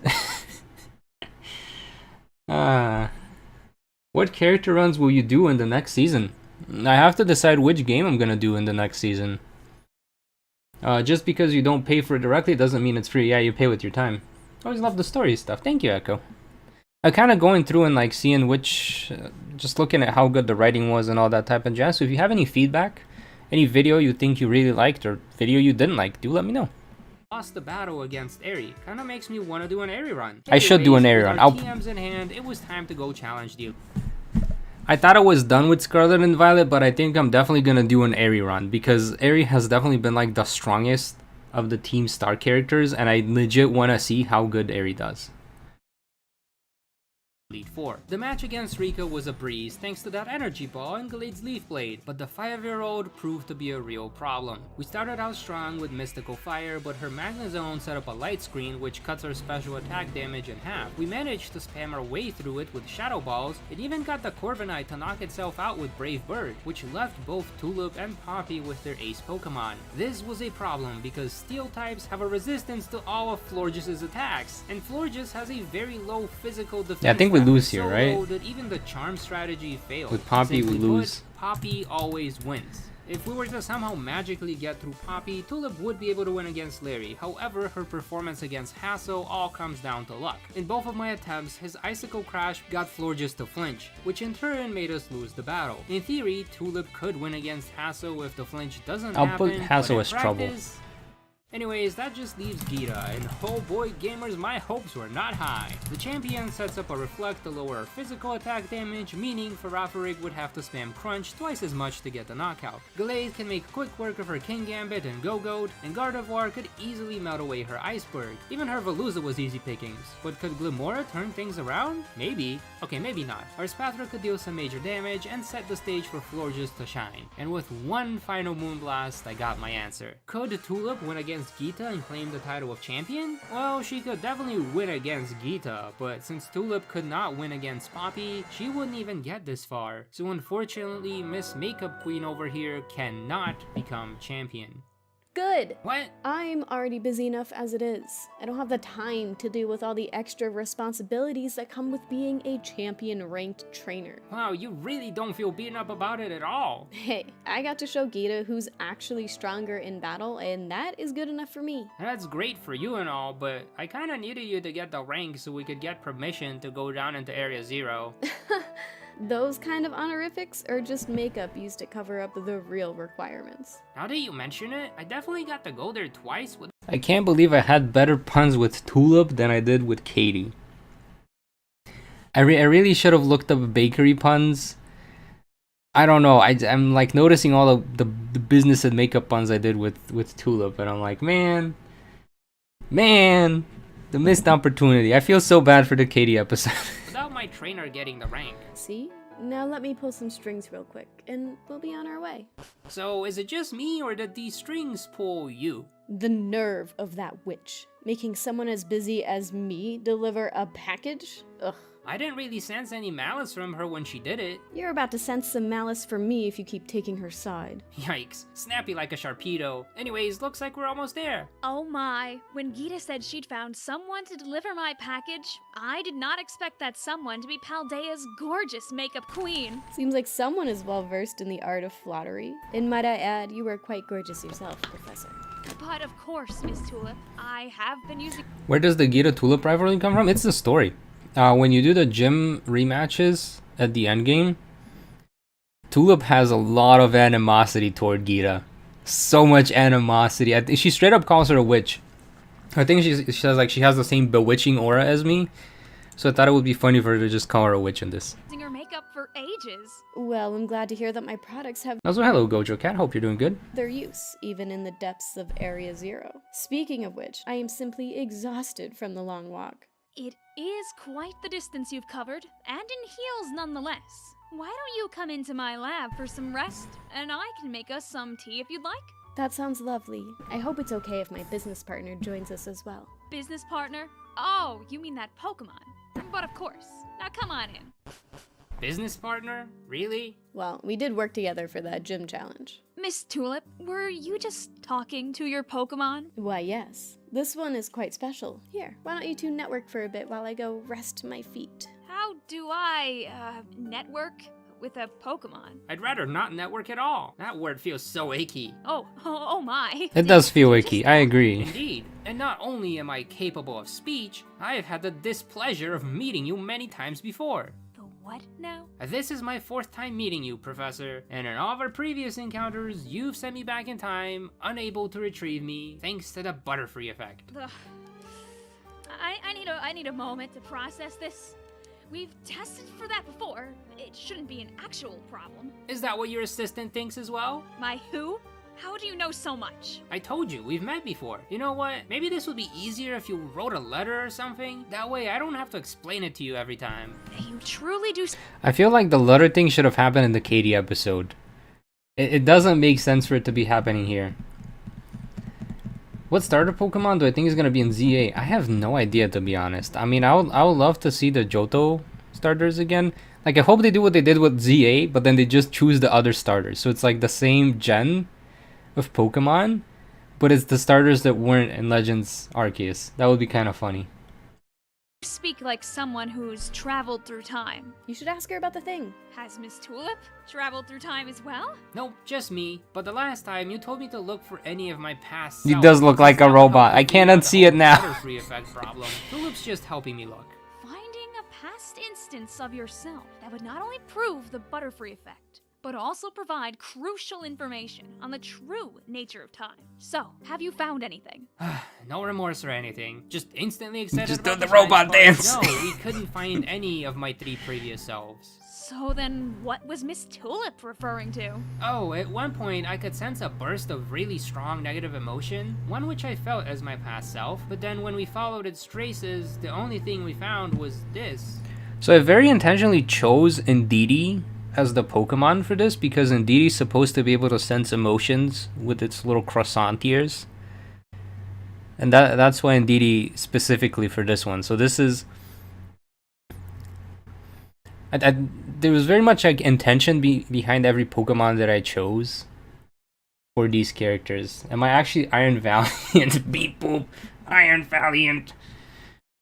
Now that is quite interesting. You recognize it? The nail itself looks exactly like the ones Ryfort researched, but its composition is different. Those crystals look I also kind of want to do a Ryfort video. the same as the ones down here, in Area Zero. I don't believe we saw anything like that on our way down here. I would be more than happy to show you, Miss Tulip, but first, I need you to sign these papers. Wait, Tulip, no signing anything, not until she writes me a letter. Now that's how you strike a good deal. Fine, I will write up everything we've discussed so far. Then, we can go to where the crystals are. Wow, this room is simply too gorgeous. I couldn't agree with you more. These crystals are simply stunning. I see what you meant though. They look exactly the same as the nail we found. Which is cause for concern. These crystals aren't just for show. They hold tremendous power. I suspected as much. That NDA of yours was more strict than any I have seen before, and I've seen enough of those for one lifetime. That's because this information is too dangerous for others to know. After all, if I could build a time machine using these crystals' power, what atrocities could a malicious man commit if he finds out about their existence? I see. Then perhaps we should have been more prudent after discovering that nail. Worry not, Miss Tulip. Given the nail's obscure location, I doubt anyone would have accidentally stumbled upon it so soon. And I've already asked my trusty assistant to contact Gita and Ryfort immediately. They should be able to take care of the situation promptly. Great, so my mission is complete. I'm afraid not. While you did discover something interesting, I need a past you. Yeah, true. Gotta cut myself a bit of slack here. I agree. But I've been playing a lot of Ace Attorney, and I kind of want to do fancier animations for season 3 that are like Ace Attorney stuff, which is gonna be more expensive, so I probably won't do it. But I kind of want to. Also, Ryford has like a full-on team because you battle her in the rematch stuff. It's mostly like dark themed, but it's a pretty cool team. And I don't think I've used any of these Pokemon in previous runs before. Oh, speaking of this, I was almost a Spoink for the Tulip video. I was gonna be a Spoink originally, because I was looking at like the early game Psychic types, and Spoink shows up very early on. But like story-wise, it made more sense to be in DD, and I also realized Tulip's team kind of sucks early game, so I would need a strong Pokemon, and Spoink is not very strong. But like this team is cool, and Ryford as a character is like probably like one of the coolest teachers. So I would love to do a Ryford run at some point as well. To understand the implications of the Butterfree effect. I don't like where this is going. Alas, the only solution I can come up with is to send you through time again. And if I don't find another me? We keep going until you do. I don't like this one bit. This is simply a task that you cannot refuse. The amount of knowledge that can be gained That's all good. Hi Matthew, hope you're doing good. from this experiment's success far outweighs the discomfort you may experience. Do you even hear yourself? Absolutely not. Miss Tulip, this business partner of yours, they are actually your Pokemon, correct? Mm-hmm. Then how about you and I have ourselves a little battle? So the way I was structuring this was like a same theme for 4 episodes and then another same theme for the next 4. But I think 3 is the limit. Because I'm looking at this and I'm like, okay, they're gonna fight now. And then Tulip's gonna lose. And then it becomes predictable by the 4th one. This is the one that's supposed to break the stuff. Like it's supposed to signal the change in the way the story is flowing, but I was still repeating the same tropes up until this point. And I think for myself in the future, if I'm repeating any themes, I need to limit it to 3 episodes, no more than 3. If you win, I will let you take some of these crystals back home. Who knows what kind of beautiful makeup you can craft with them. And if I win, you'll lend me his Pokeball so that I can run my experiment. How does that sound? Very tempting. Don't do it, Tulip. I can sense her confidence. She knows she can win this. But does she know that I won against Gita? If La Primera couldn't defeat me, I doubt this professor could. Oh no, you somehow have even more confidence than her. Exactly. So don't worry. The battle will be over before you know it. Sada's lead instantly obliterates our Giraffe, but we manage to outspeed it with Espathra. The bad news is that her Fluttermane is even faster, taking out both Espathra and Gallade. Her Sandy Shocks easily finishes off our Gardevoir, and even Florges barely pulls through with just 1 Yeah, exactly. Tulip is too smart to fall for this. HP to go. And the worst part is that even if we drop her one-time heal, the Brute Bonnet absolutely obliterates all of our hopes of victory. Even I wasn't strong enough to take it down. Oh, it was over before I knew it, alright. And you know what that means. I can't believe you're so happy about it. Well, we are one step away from making a major scientific breakthrough. Except there's no guarantee I'll find another me, and I'm pretty sure being an Indeedee really helped my odds. Who knows what I'll turn into next time? Wait a moment. You changed forms as well? Yeah? Fascinating. There's nothing in the time machine or travel process that could yield such results. Well, if it's not the time machine, then is it the tea you served us earlier? Jasmine tea makes you change forms. Jasmine? Not Ballonly? Now that I think about it, the flavor wasn't even close. So it's not the tea then.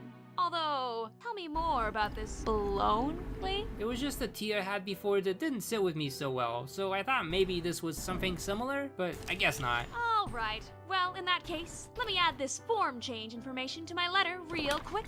And done. Now then. Time machine? So you are used to this part already. Unfortunately, I am. Well then, safe travels, little one. Come find me once you've discovered the whereabouts of the other yous. Makes Uncle Iroh very happy. That is true, that is true. But this signals the change in theming. And there's an end scene. I think this is the first one where I introduced an end scene. So this is where the energy signal came from.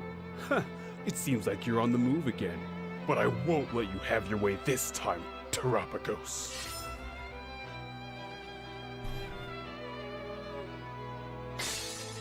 And he breaks the nail and you're like, what?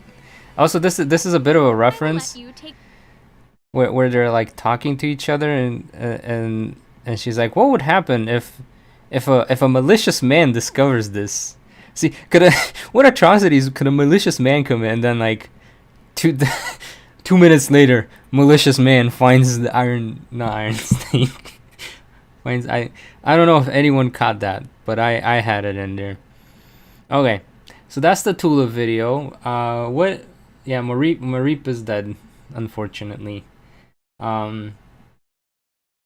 So what did you guys think about this? Yeah, it's good for building the lore without being too intrusive.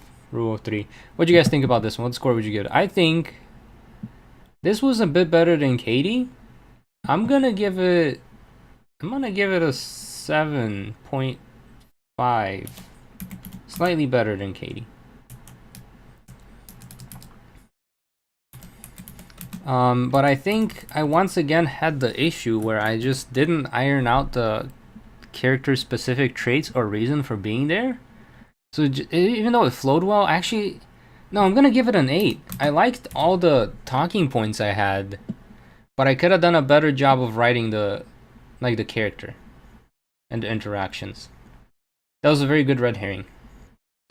All right, 8 out of 10, 9, 10. All right, I'm gonna say 8.5 for you guys. Cool. So that's the Tulip one. I think Tulip was pretty good. Could have done better with the character writing itself. Anyways, moving on to the next part, we have the letter that Sada wrote about the time travel, because I thought, no, that'd be useful to know. How did this? All right, 11K. Why did I stop doing the trailers? Sada letter.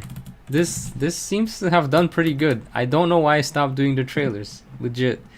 Now I'm confused. This might seem a little strange, but the author of this letter is none other than yourself, Professor Sada, from a not-so-distant future. I am unable to provide further proof of my identity, but I suspect that my penmanship proves to be proof enough.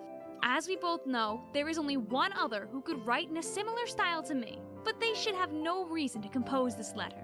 The talking Pokemon who carries this letter with him claims to be from another time entirely, stuck in a perpetual time loop due to the Butterfree effect. I had my reservations about his claim at first, but he seems to know about them.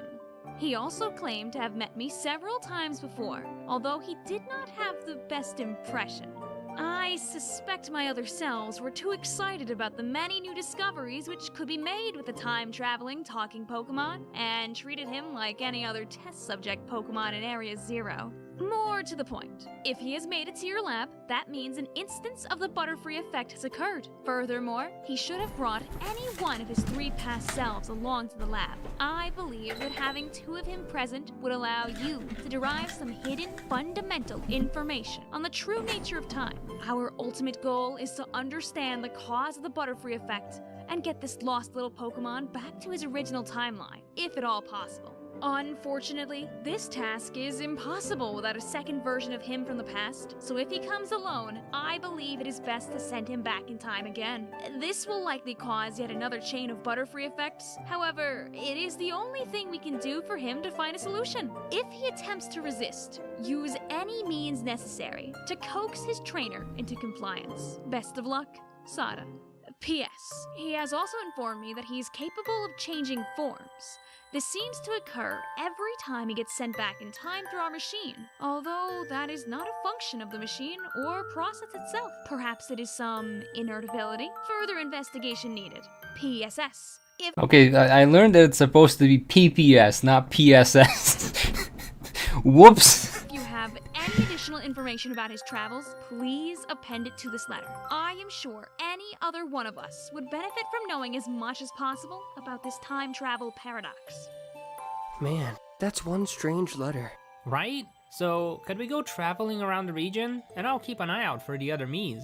Not sure how helpful I'll be, but sure. And this is the Grusha trailer. Speaking of, that's one strange letter. Did you know that line was coming? Cause I sure forgot about it. This is all blank to me, by the way. So that's why for this I didn't even put trailer in it. I just put teaser. Anyways, how are we rating this one? I'm actually gonna give this a high score. I think this was pretty good. I'm giving this 8.5. In context on itself, probably not the best, but like in theme of this, it was like, oh, the end of Tulip, and then we see what the letter is, and then it switches into the next trainer. And the reason why Grusha's helping is because Grusha got to read the letter and was like, oh, you know what? I should help you out with this. I'm a cool guy. I'm gonna help. Do you watch videos on writing advice? No, I should. To be completely honest with you guys, I've been keeping track of how much work I do a week. Because I'm like, why do I feel so tired? But like, I also feel like I'm not getting anything done.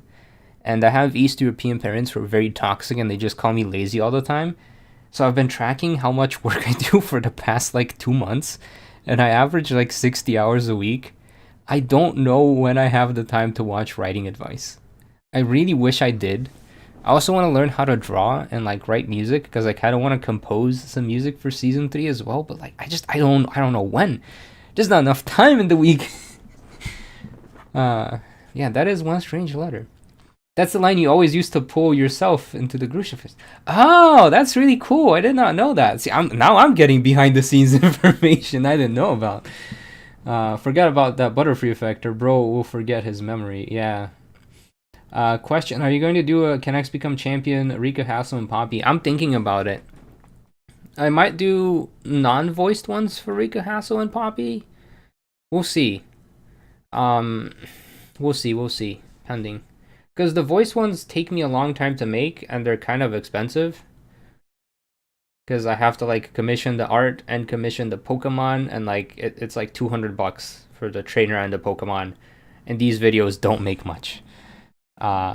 So I kind of can't afford to do them. As much as I would love to. Let me see. Let me see if I can see what the... So we just watched... Yeah, so we just watched Tulip, right? So Tulip had 80,000 views. And I only made $340. This is before taxes. So it's realistically like $250 after tax, and then I spent $200 on the art. So in reality, for like my 100 hours of work on the Tulip video, I only made $50, which is not sustainable. And this is something I need to consider for the potential of season 3. Is like I need to be kind to myself, like financially, and not be broke.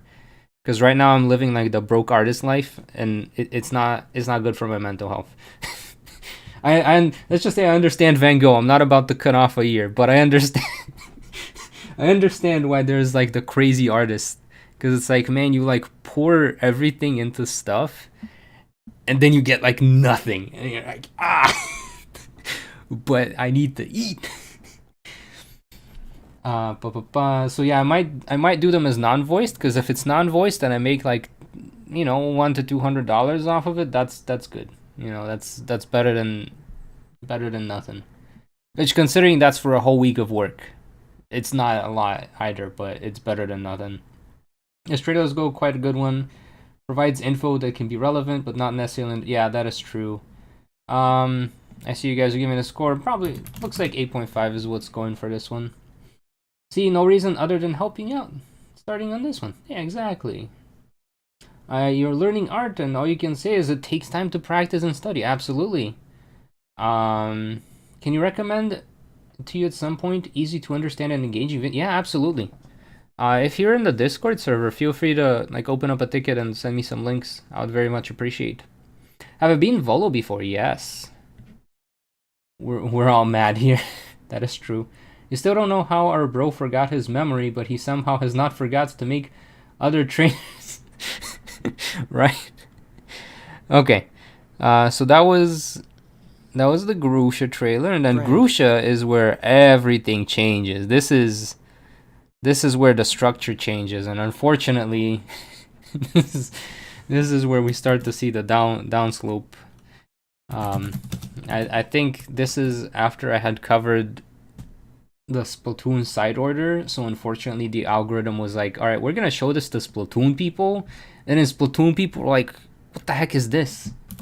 This isn't side order, and then they don't watch it, and then YouTube's like, well, nobody wants to watch this, and then they just don't recommend it to people, and I'm like, what the heck, YouTube? Is the struggle of doing multiple games on one channel is that if you do if you spend some time covering something else, it'll show the video to the wrong people, and then because people don't click it as much or watch it for as long, it kills the video, and then it doesn't give it another chance. It kind of sucks. And YouTube says, no, this is not how it works, but like it is exactly how it works. You're not on Discord. Or any other social media? Yeah. Hi, Pikasaur. That one trailer we all thought was girl, but he really was. Yeah, everyone thought Grusha was lady. But then it's like, nope, Grusha is guy. Bye-bye. Okay, could Grusha become champion? Let's go. Leader in Pokemon Scarlet and Violet. He is supposed to be the final gym leader we face, and also the only gym leader not working a second job. That's because he had a major accident the last time he went snowboarding and was forced to retire from the sport entirely. Grusha now focuses solely on his role as gym leader, and that should make him one of the strongest trainers in the region, right? Well, to find out, I decided to play through the whole game. Speaking of, so for this one, Grusha now focuses solely I'm the one who drew. That should make him one of the strongest trainers in the region, right? This. So I asked Cephalorock and a bit of help on like how to do these Pokemon. And I thought Snover was simple enough to where I could draw Snover myself. So this is me. This is all me drawing it.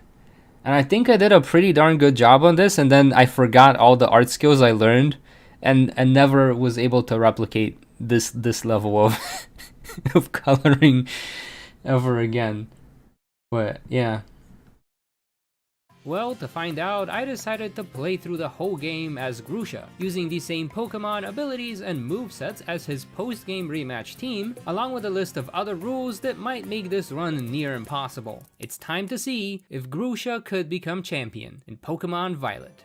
When I do these character runs, I typically add Pokemon to the team as they become available. However, that's a bit of a problem with Grusha. That's because most of his team isn't catchable within the level limit until the last 2 gym badges, and if I try to do this run with just Swablu and Snom, I'm not gonna get very far. So just this once, I thought I'd do what some commenters suggest for every challenge run video I've made so far, and that's to just send over eggs for all of his Pokemon and do the run with Grusha's full team from the very beginning. Not gonna lie, gamers, this felt a little bit like cheating, but as I quickly realized, most of these Pokemon are pretty bad until they evolve, mainly because they don't learn any good moves, so it kinda balanced things out. Also, before the run could even start, I think I bumped into another bug. When I was doing my first battle with Arven, this little guy didn't Yeah, he just he just stood there. He's a little bug. He was there the whole time. He was just staring into the void. Not even at the battle. He was just staring into the void. He was just frozen there in space. So he was just sitting there giving Squavit the cold shoulder the entire time. And then he stayed there for the cutscene and everything, so of course I had to catch him. Anyways, I started off the run by heading over to Cartando, which I guess... If you're wondering what I did with that, I traded it away to get the eggs. Am I reviewing your videos? Yeah, Miju. Hope you're doing good. Kind of just watching back through the season and seeing what I did well and what I could have improved on. Thing is that Snorunt has a simple, easy design. It's not that you got worse. Yeah, that is also true. He wanted a front row seat. Yeah. I've noticed this as well, Joe. Yeah, a lot of the ice types are very much late game Pokemon. So one thing I kind of wanted to do was like a Lorelei run in the Let's Go games, but like none of her Pokemon appear until like the last gym, because that's where the ice area is. And I'm like, man. And then I realized it's the same. Like for Melanie, I had to transfer in a bunch of ice Pokemon. I mean, you could catch like half of them early on, but I was like, man, the ice types are usually locked behind late game. It's a very interesting theme in Pokemon that I kind of haven't paid attention to much in the past. Same for Candace. I was thinking of doing a Candace run in BDSP and be like, Candace trainer become champion. Oh, the ice types are late game. And I'm like, well, that ain't happening. Guess it's far away enough to make Snom love me, since this little guy evolved while I was trying to get the babies up to level 10 for the first gym. And this evolution turned out to be pretty useful, since we could just spam Icy Wind at Katie's bugs and knock them out one by one, except for that Teddy Ursa. That bear is built different. I sent out Cupchew next and made it spam play nice, Yo, we have a would lower Teddy Ursa's bear physical versus attack. bear fight! Oh no, which of the two Snorunt evolutions? I kind of like Frostlass better. I think it has better stats and is more fun to use. Also, I absolutely like enjoyed using that thing in the Oleana run. But ice types are glass cannons, yeah. I believe Larry is the strongest gym leader. It is because we have Subterra and a strong normal move. That is potential, yeah. But it wasn't enough to survive the Fury Cutters. Citaro could barely do any damage with its Ice Shards, and even a critical hit with a Peg could barely dent his HP. Barely. However, we did survive its attack, and then knocked it out the next turn. If it was just Frostmoth and Swablu here, Grusha would have lost. Next, we hit up the club at Artisan, which I'm pretty sure was not a glitch, but it definitely looked a bit silly. And after jamming out with some Sunflora, it was time to challenge gym number 2. Frostmoth was once again super useful here. The Sunflora run is so laggy and glitchy, but I love it. It's just a bunch of Sunflora running around with you. As it quickly swept through Brassius's leads and did some decent damage to the pseudo. How do you get the right Terra? So what I do for the Terra types is I transfer the Pokemon over to my main run once it's hatched. So it has like Grusha as the original trainer. I send it over to my main run where I've basically beaten the DLC, so when I grind the raid dens I get like 10 shards instead of 2. So I just give it the right Terra type and then send it back to the character run. Otherwise, I'd be stuck with the wrong Terra type until like halfway through the game, and then I'd have to grind for like 2 hours to get the Terra shards needed. And I'm like, alright, this is not worth, like, it doesn't contribute anything to the story, it just wastes my time. So I'm just like, alright, let's just do this the easy way. Embrace the scuff. I know. Start by practicing with the easy ones to draw and move on from there. That is true. Wodo, but this fake tree could easily take us out with one single rock throw. Thankfully, Citaro is pretty bulky, so we could just spam Ice Shard and finish off the battle with ease. But if the only other Pokemon we had here was... Hi, Pokemaster. If you're wondering why I know, with the only other Pokemon we had here is we would have lost this, because the first time I do the battle, I did it with the smaller team. And it didn't work, so then I used it with the full team. I just didn't show the footage of doing it with the small team because I was like, there's no point. Swablu, I'm pretty sure Grusha would lose. Why do you keep saying that? What, that you'd lose? Yeah, man. That's so uncool. Oh, my bad. I tend to get carried away thinking about all the things that could be, you know? Well, I'd appreciate it if you'd cool it. That touchy of a subject for you, huh? You wouldn't understand. Try me. Fine. I used to be good at 2 things. I think I like Grusha as a character because he's just such a struggler. Like, all the other gym leaders are kind of just vibing, and like Grusha actually like has internal conflict, unlike literally everyone else in the region. So like in terms of like just the game giving the character like a backstory, Grusha has the most. Snowboarding and Pokemon. Also, Chris did such a good job of voicing Grusha. Like it fits so well. On battles. Now that I can't hit the slopes anymore, battling is all I'm good for. I already feel so useless. I just can't bear to lose the other thing that makes me, me. Yeah, that is really heavy. Like being hit with an avalanche, but I totally get it, man. You do?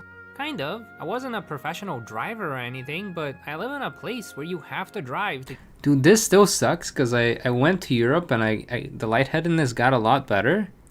But when I came back, I tried to drive and I still can't. This is like 2 years later and I still can't drive and it sucks. I mean, I can drive, I just feel miserable. It feels like after you got on off a roller coaster, but it's while you're driving. It's not pleasant. To get anywhere, and unfortunately, I can't drive anymore due to a medical condition. This autonomia, the doctor called it. Well, Pokemon shouldn't be driving in the first place. Before I was a Pokemon. The human me, I mean. Also, I don't know if this fits here, just talking about personal thing. I just thought I'd mention this autonomia somewhere. Because when I was doing research on it, it's like one of those, not really unknown, but like very much lesser known disorders that's surprisingly common, especially in women. And it takes on average 7 years to get diagnosed correctly with it. I got lucky, it only took me like 1 year to figure out what the heck I have. I guess that part. But it's really scary when you have like a random condition and you don't know what the heck is. I'm like, do I have cancer? Is my cholesterol too? Like, what is going on? And like nobody could tell me. It like took forever to figure out. So I doubt this helps anyone, but I think just bring a little bit of awareness. Probably not the best place to talk about it though. Part wasn't in the professor's letter. Anyways, it wasn't just driving. I couldn't go to stores or the park. Heck, I even struggled to eat for half a year. I felt more useless than a newborn baby, and to be honest, it was pretty scary. Oh, and then there's the fear stake. Also, yeah, the eating things was the scariest. I legit had trouble like just drinking water, staying hydrated. In hindsight, I was very terrified when this was going on. Thankfully, I've basically fully recovered. I can eat like a normal person now, which is, it's so good. But then I gained a lot of weight because I could eat. So then I just ate a lot. So I gained like almost 10 pounds in the past year.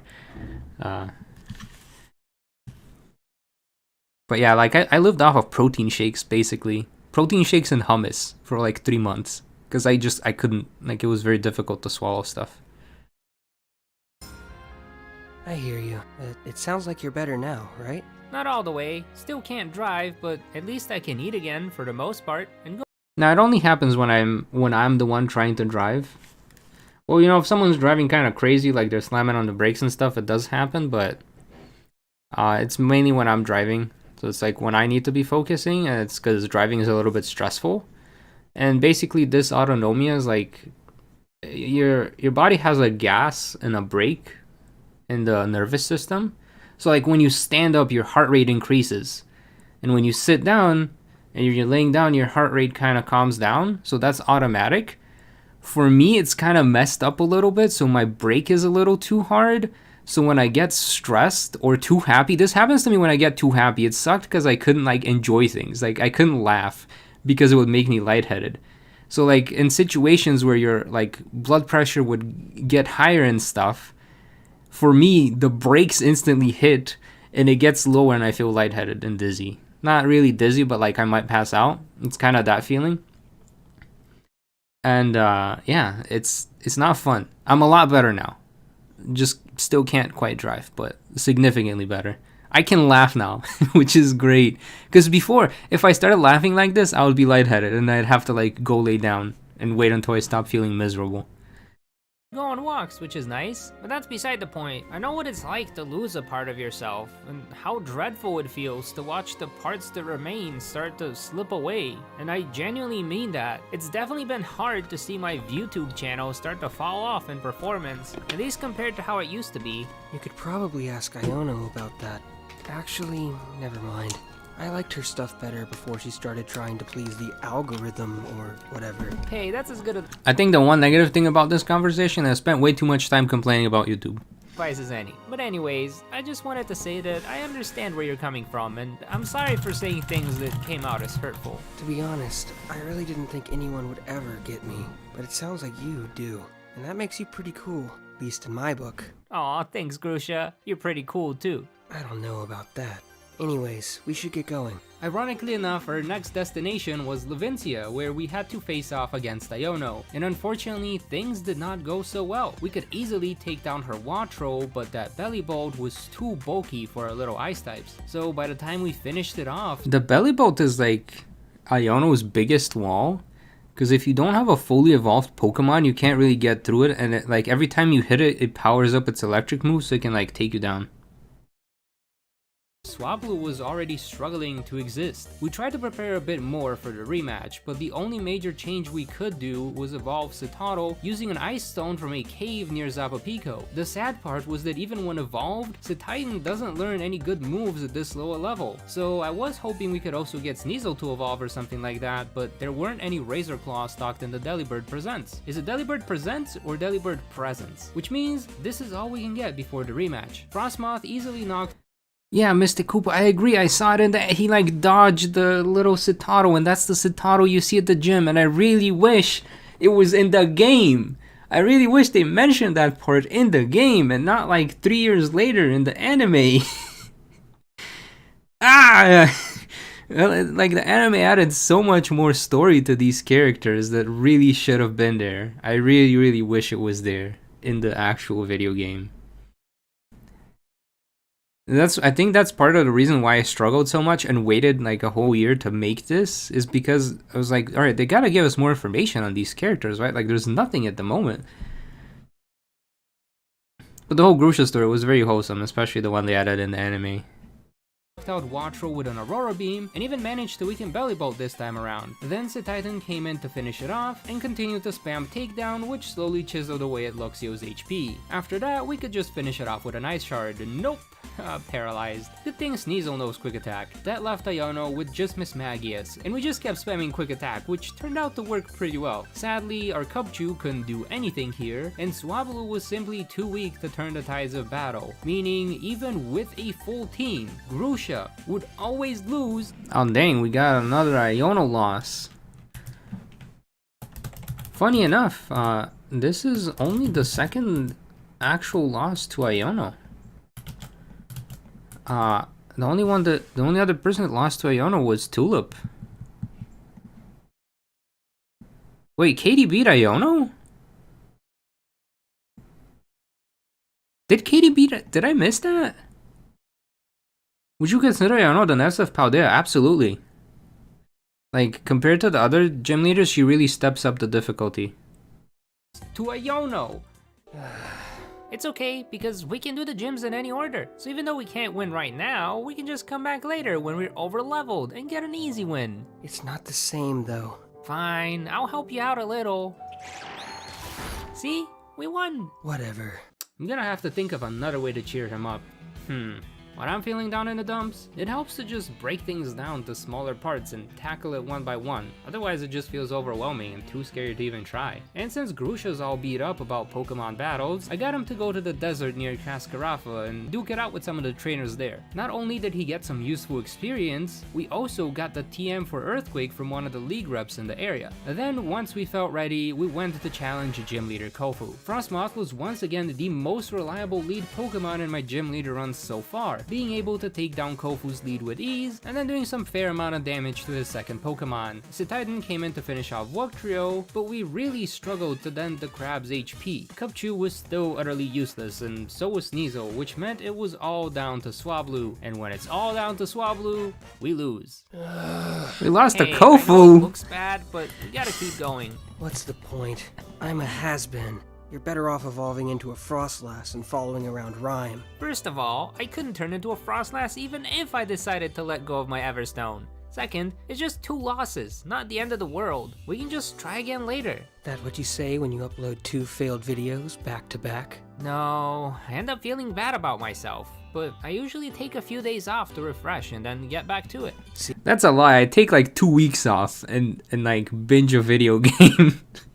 And then I get back to it. So let me sulk in peace.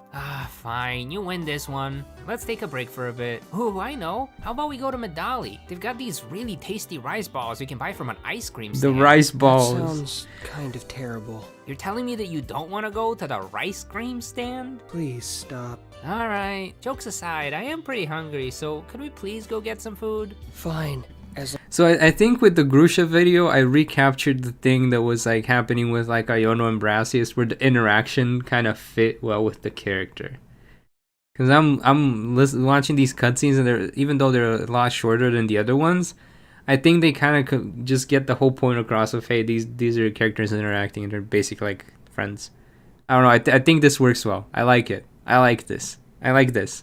As long as you promise to chill out. You've got yourself a deal. The best part about Medali is all the different food places you can eat at, and lucky for Grusha, I am a very slow eater, so we went to sit at the amphitheater and relax for a bit. The bad news for him was that some of his fans spotted us and even asked to battle. He seemed a bit reluctant at first, but then agreed to it since he didn't want to disappoint them. The good news is that all those battles helped Swablu level up and finally evolve into Altaria. It's no longer useless. It was nice to see that the positive interaction with his fans helped Grusha get a bit more motivated again. All this motivation took him all the way to Larry's gym, and he was fired up enough to try and get a win. The Dunsparce is always a tough customer, but Titan was able to take it down. However, that Staraptor is always a problem, especially with how strong it is. The bad news for Larry was that Sneasel knows Foul Play, a move that uses its enemy's attack stat, and Staraptor has a really high attack stat. So with that, Grusha finally got the win he also deserved. This win also meant several other good things, like Razor Claws finally being—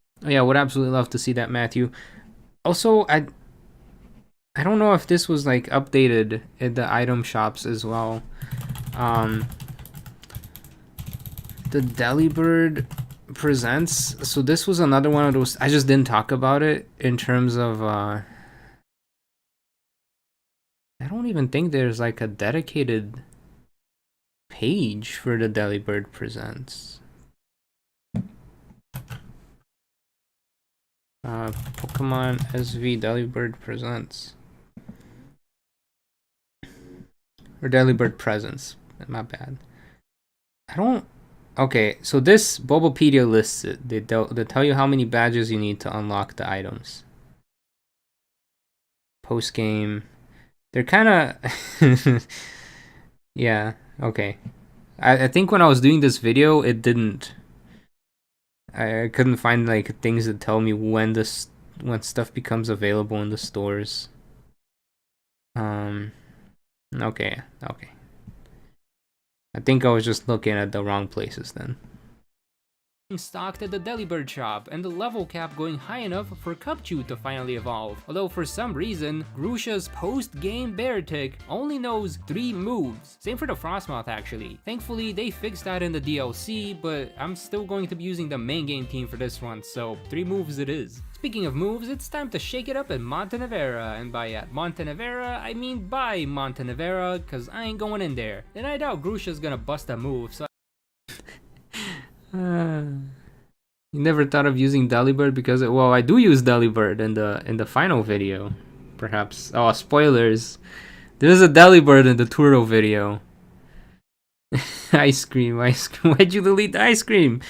I won't miss out on too much. Besides, I can hear everything since the MC Sledge guy likes to scream the play-by-play through the speakers. Grusha leads with Frostmoth and Titan, using Aurora Beam to break Mimikyu's disguise and then bouncing up into the sky. Isn't this thing like 1,500 pounds? Sure doesn't hit like it. To top it off, Rhyme focused on Frostmoth and took it out with ease. We used Ice Shard to cool off her Mimikyu and Icicle Crash the Bayonet, but after vanishing into thin air, Houndstone was immune to Toxtricity's discharge attack, which did a number on Grusha's team. The good news for us is that Weavile knows Shadow Claw, which is super effective against Rhyme's Ghost-type Pokemon, so we got ourselves another gym badge. All we had left to do is go and take on Tulip, but we also paid a visit to Kofu on the way, and being over-leveled made such a big difference. Yeah, gotta get that badge at some point, you know? Just soloed his entire team. You'd think we have an easy time against Tulip too, since bug types have an advantage against her psychics, but we just weren't hitting hard enough. That's okay though, because when in doubt, just spam stab moves, and they'll do enough damage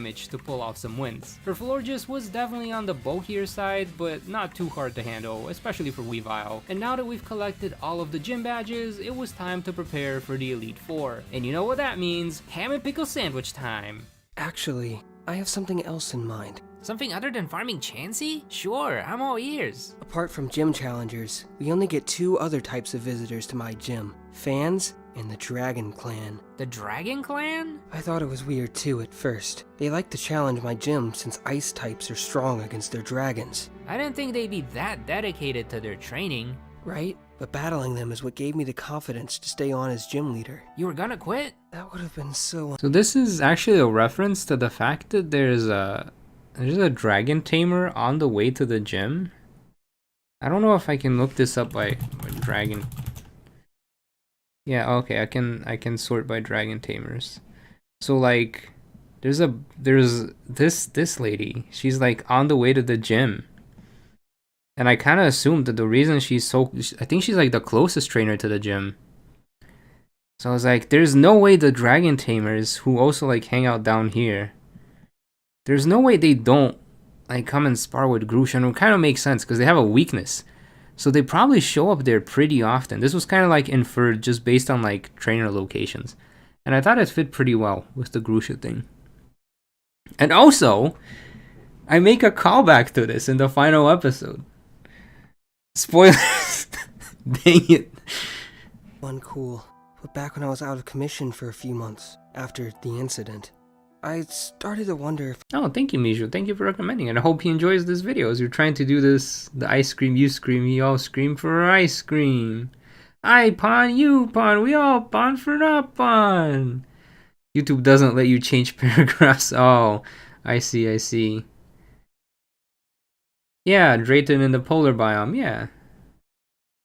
The dragon tamers are just kind of extra, yeah. I should bother coming but I back thought it to the fit really gym. well with Would anyone even his story. care if I stopped being a gym leader? Not like many students make it up there anyways. And here I was thinking you got motivated by the easy wins. To be honest, that did help a bit. But the Dragon Clan, they didn't just see me as a formidable opponent. They also saw me as a friend. I couldn't count how many times they visited me in the hospital or sent over flowers. Aw, that's very sweet of them. Yeah, and I guess it was pretty cool to feel like I was part of a community. Like people cared, and not just because I was some sort of celebrity. I see. So now that it's your turn to train up a bit. Exactly. I thought it'd be best to pay them a little visit. So we headed north from Grusha's gym and took on the Dragon Sisters, who were hanging out near some abandoned towers. But since we needed... That being said, I kind of wish the game did more with the dragon tamers. Like they have the whole hassle story that if like you can basically learn a bit more about them, but I kind of wish they had a bit more to do in the region. Like this is one of those things where I'm like, I really wish they had like an extra year to work on the game so they could add like more lore around all the different trainer types and stuff. A bit more EXP before going to challenge the league. I don't think there are ace trainers. I think the dragon tamers are supposed to be the ace trainers. Grusha agreed to try the ham and pickle sandwich strategy too, and after that, it was time to kick off the real challenge. We could lose any of the gym battles and keep going because open world we can just come back later, but losing here is not an option. Things started out very smooth since our Satino's liquidation and ice spinner, moves that let it plow through Rika's team. Meanwhile, Larry's team of flying types wasn't much of a problem either, even though his flamethrowing Altaria did I skipped Poppy, this is a problem. So maybe the head of the Dragon Clan, but he's been skipping his training, so we crossed over his team no problem. But Poppy? You know something's wrong when I skip over Poppy. I skipped her for a reason. Beartic knew Earthquake so it could shake away her Kaparaja, but her sturdy Magnezone could not be one-shot, making us lose the advantage. The Bronzong was also pretty bulky, but weak to Ghost-type moves, so not too much of a problem. Now Corviknight, that's a problem. Thankfully, our Terastallized Altaria got extremely lucky, freezing the bulky bird Do we with lose an ice here? beam. That meant it couldn't hit us, it couldn't move, so all we had to do now was take down the Tinkaton. The only problem is that this thing is the Nessa of Pokemon Violet. Just loves to shatter anyone's hope of becoming champion. I did cheese my way through the fight to see how the next I lost but here. I'm sad to say that I totally lost to Poppy. Completely got destroyed by Poppy here. So far, so far we don't have like an obviously better trainer because Poppy's no, I think Poppy takes it. Apart from the professor, Poppy has the 3 losses. Like Iono only has 2, and Katie and Poppy tied at the moment for the most troublesome. Spoiler alert, how can a child be so strong? I know, right? Remember you struggled Larian Hassle with your new playthrough, but your Hounds... Yeah, so if you have like the right Pokemon, it helps a lot, like a type advantage, but... I never made Poppy from Xenoblade 2 joke. I never did. I wonder why that is. Grusha couldn't win against top champion Gita either. Ironically enough, he loses because his team can't do too much against Wait, we lose to her bulky Gita? Avalugg. Grusha loses to Gita because of her ice type. And of course, in the off chance that he manages to take down the Avalugg with a totally legal Pokemon on his team that he got from a mystery gift, her Glimmora would just one-shot the rest of his team, meaning Grusha here could not become champion of Paldea. And before you say, but he gets a Lola Ninetales in the DLC, I like to point out that Gita likes to follow up with King Gambit, who would simply one-shot the Pretty Fox. So sadly, no champion rank for our ex-snowboarding friend here. So uncool. My apologies. Yeah, realistically, I'm saying Poppy's trouble, but like, this is the Gita line. Right? Gita's definitely beaten the most trainers out of all of the trainers. So surprisingly, maybe we're giving Gita a little bit too much too much trash talk. She seems to actually be doing her job of preventing these NPCs at least from becoming champions. Young man, I was lost in thought and didn't see you coming out the building. Whatever. Wait, I know that tone of voice all too well. What's wrong, lad? Doesn't matter. But it does. Despair is an awful thing, and I for one do not wish to see others fall into that pit. It's just complicated, old man. Judging by your mood and the fact that you're walking out of the league's building, I take it you failed the champion assessment. Now you're gonna rub it in, too? On the contrary, it is quite the difficult challenge, one which I have failed many times before. So, you're here to try it again? Oh no, I'm here for some other business. Well then, don't let me waste any more of your time. Hold it. What is it, old man? Can't you see I want to be left alone? How about we have ourselves a little battle? If you win, I will leave. So notice the complete change of structure. Before we went all the way to Sada's lab and then we battled. And this time, Turo shows up to do the battle. You alone, just as you asked. And if I lose? Then you stick around a bit longer, so that we can have a proper talk about whatever's bothering you, man to man. Whatever. Let's get this over with so I can go chill out in the mountains. The battle started off with Turo sending out a Suddenly in the Zero Lab. strange-looking Volcarona, and of course it knows a fire-type move. Thankfully, Beartech can one-shot. So the reason that Turo even does this conversation is this is more based on personal experience, but whenever I feel down in the dumps, I kind of don't want other people to feel down in the dumps. So when I see someone else feeling down in the dumps, I'm like, let me try to cheer you up or help you. At least just be there for you, you know? Because, I don't know, it sucks to be struggling and to be struggling all alone. And I know it's like, oh, it builds as sometimes it does build characters, but a lot of times it just sucks. It's just not pleasant. And you don't really learn or grow from it. And I think this is something that Turo understands. So when he sees that Grusha's like having a hard time, they're like, yeah, let me try to help you out. I also, mild headcanon, at least in this story, I feel like Turo sees Grusha as the son he never had. This is just a mild like character interaction between the two of them. So that's kind of like what I base it off of slightly.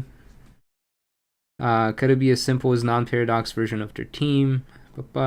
Question, are you going to do X become champion for Hassel, Poppy, and Rika? I might, but it wouldn't be like a voiced one. It'd just be like a normal run.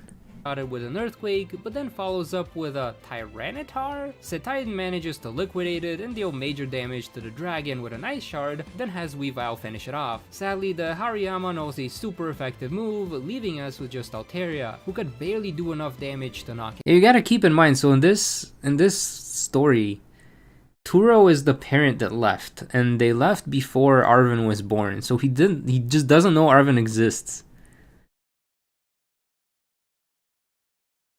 Because, like, if you read all the books in the game, it's like, oh yeah, like, one of the parents just leaves. And in this one, Turo's the one that's left, so he just doesn't know about Arven. It out. That just meant it was time for us to use our one-time heal and take on the Delibird, which was not too much of a problem because it didn't know any super effective moves. Leaving Turo with just his Gardevoir / Gallade. I don't know what this thing is. What I do know is that we failed to one-shot it with Altaria. Yeah, none of the gym leaders could beat the professors. You might notice this in the later videos, but I stopped including the fight with Turo. Because I was like, alright, this is kind of getting old. Like, the professor's just like sweep. The Paradox Pokemon are way too strong for these. Like, the limitations of these runs don't really allow you to be strong enough to beat them. I'm just a Snorunt. Ouch. So close. But I lost anyways. There you go, beating yourself up again. See, Matt, you do have the right impression. This is me slightly nudging the story in my favor. What if I told you that in the past 10 years, I've never battled a trainer who came this close to winning? I thought you said you failed the champion assessment several times. It's not cool to lie, old man. The name's Toro, and that was no lie. Back when I was a student, I failed to get the rank many times. Eventually, I gave up on trying to be a stronger trainer, but everything changed 10 years ago. So, you just want to overshare your backstory, is that it? Not quite, young man. I simply wish to keep you company, for the only thing worse than despair is facing it alone. Oh, then no need to worry. I'm not alone. You're not? Hello. Hello? Wait a moment. Yep, I'm a talking Pokemon. Vasko's the name. Nice to meet ya. And here I thought I'd seen everything in Paldea. Although it seems this chance encounter will have to wait. What's going on? Something which has not happened in over a decade. A terrestrial event. A what now? It's a long story. Seems triangulation is complete. Oh no, I doofed the phone. No! I think I was trying to do like the Violet phone, but I couldn't find an image of the Violet book phone. So inconsistency. It's okay, this is in a different timeline. In this timeline, Turo has a purple phone, and all the other timelines, he has the orange one. Could have elaborated more on the Tulip video. You think could have used the Meowstic. See, I made the Tulip video before the DLC came out, so I didn't even know about the Meowstic. The Fury Falls, huh? I apologize, lads, but I must go there post-haste. Do not follow. It is too dangerous. Did he say the Fury Falls? I'm pretty sure, yeah. Oh, not good.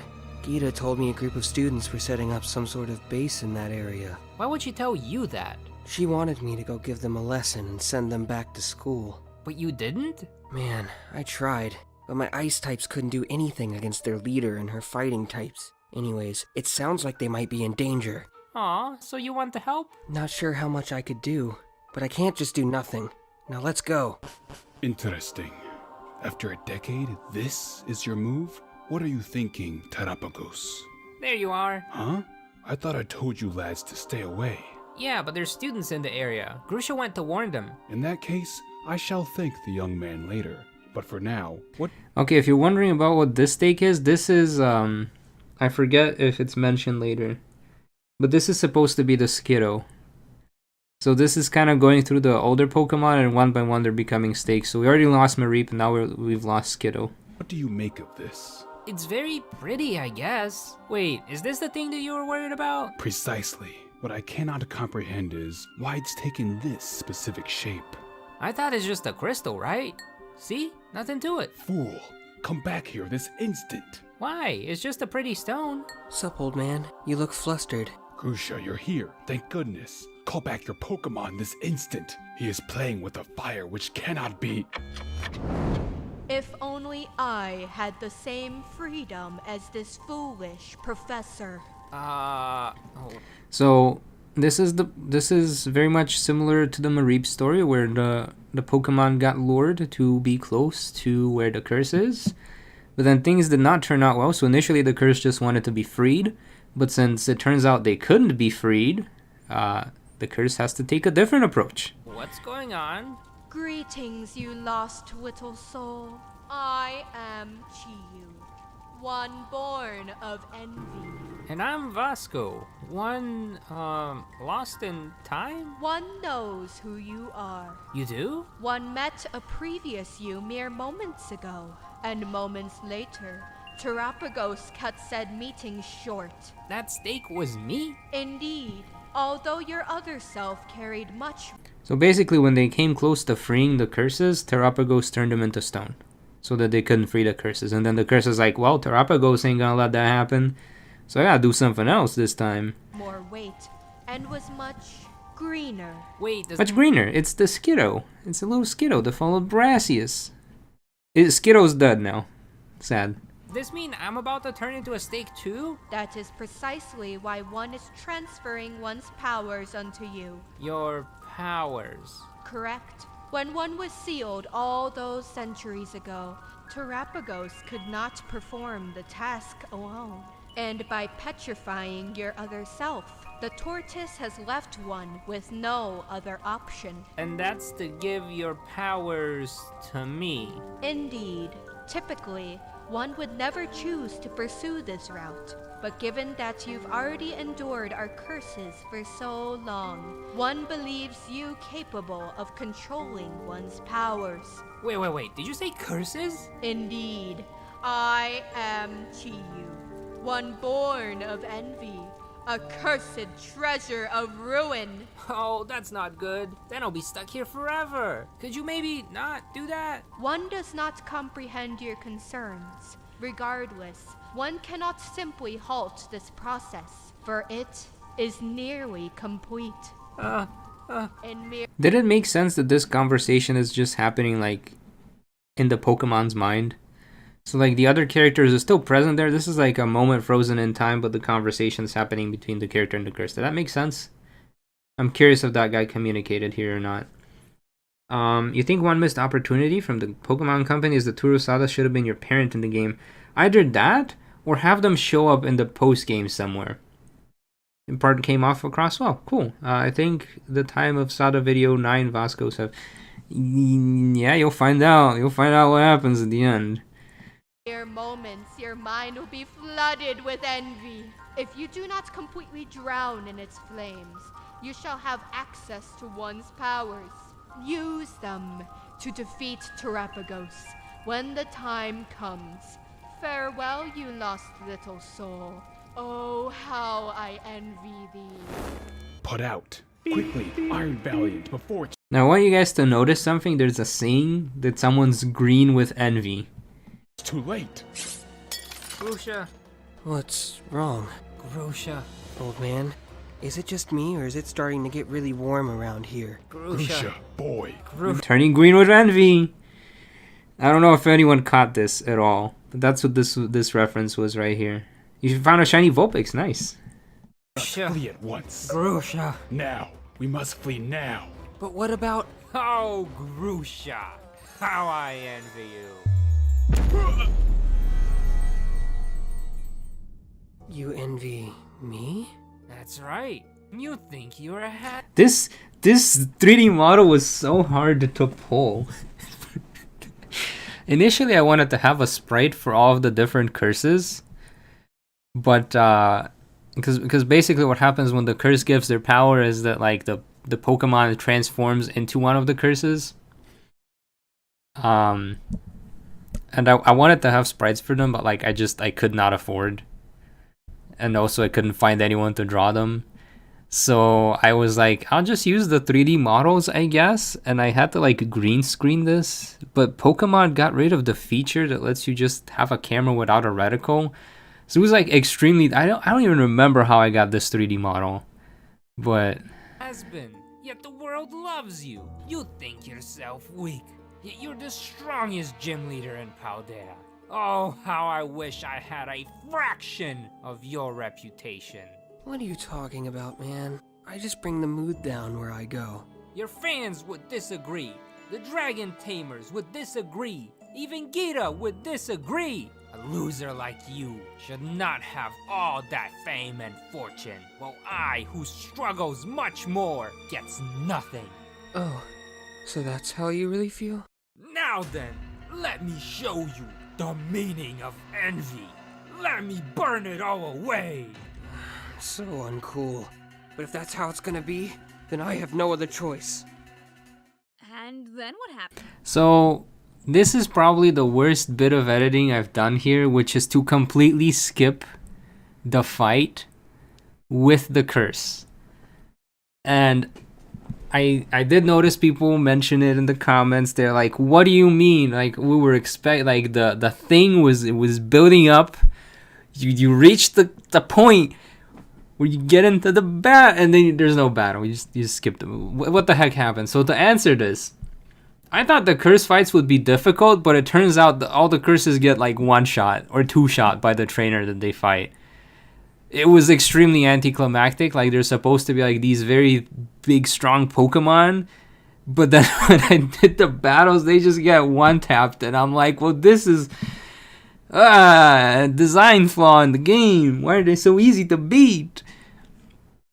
I kind of wish they did this with the way they did the Terrestrial Pokemon or the legendary encounters in the Let's Go games, where you first had to defeat the Pokemon in battle and then you get a chance to catch it. It would have made so much more sense. And then for them to be kind of like a super boss, and instead they're just a regular Pokemon that gets very easily one-shot. So Titan one-shot him with liquidation. Like, and I tried this battle a couple of times and it just gets a one-shot every time, and I'm like, well, rip Bozo, I guess. And he went back to his Pokeball. Well, according to my healing machine, he's perfectly fine in there, and it looks like he's back to being a Snorunt. Although that letter you showed me did mention he could change forms, so I'm not that surprised. Anyways, I've done everything the old man asked me to, so can I, like, go now? Yes, thank you very much for bringing this talking Pokemon to me, Grusha, and have a safe trip home. Peace. Now then, let me add all this information to the letter real quick. And then, well, I suppose you already know. I'll send you back to the past to find another you and come back to my lab. Just don't be so shy next time, okay? So because Grusha had the letter, he knew to take the Pokemon down to Sada, essentially.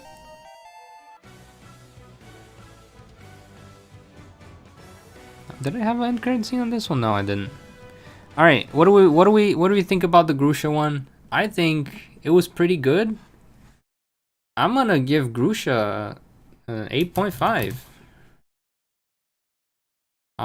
This makes it my second favorite. No, yeah, 8.5.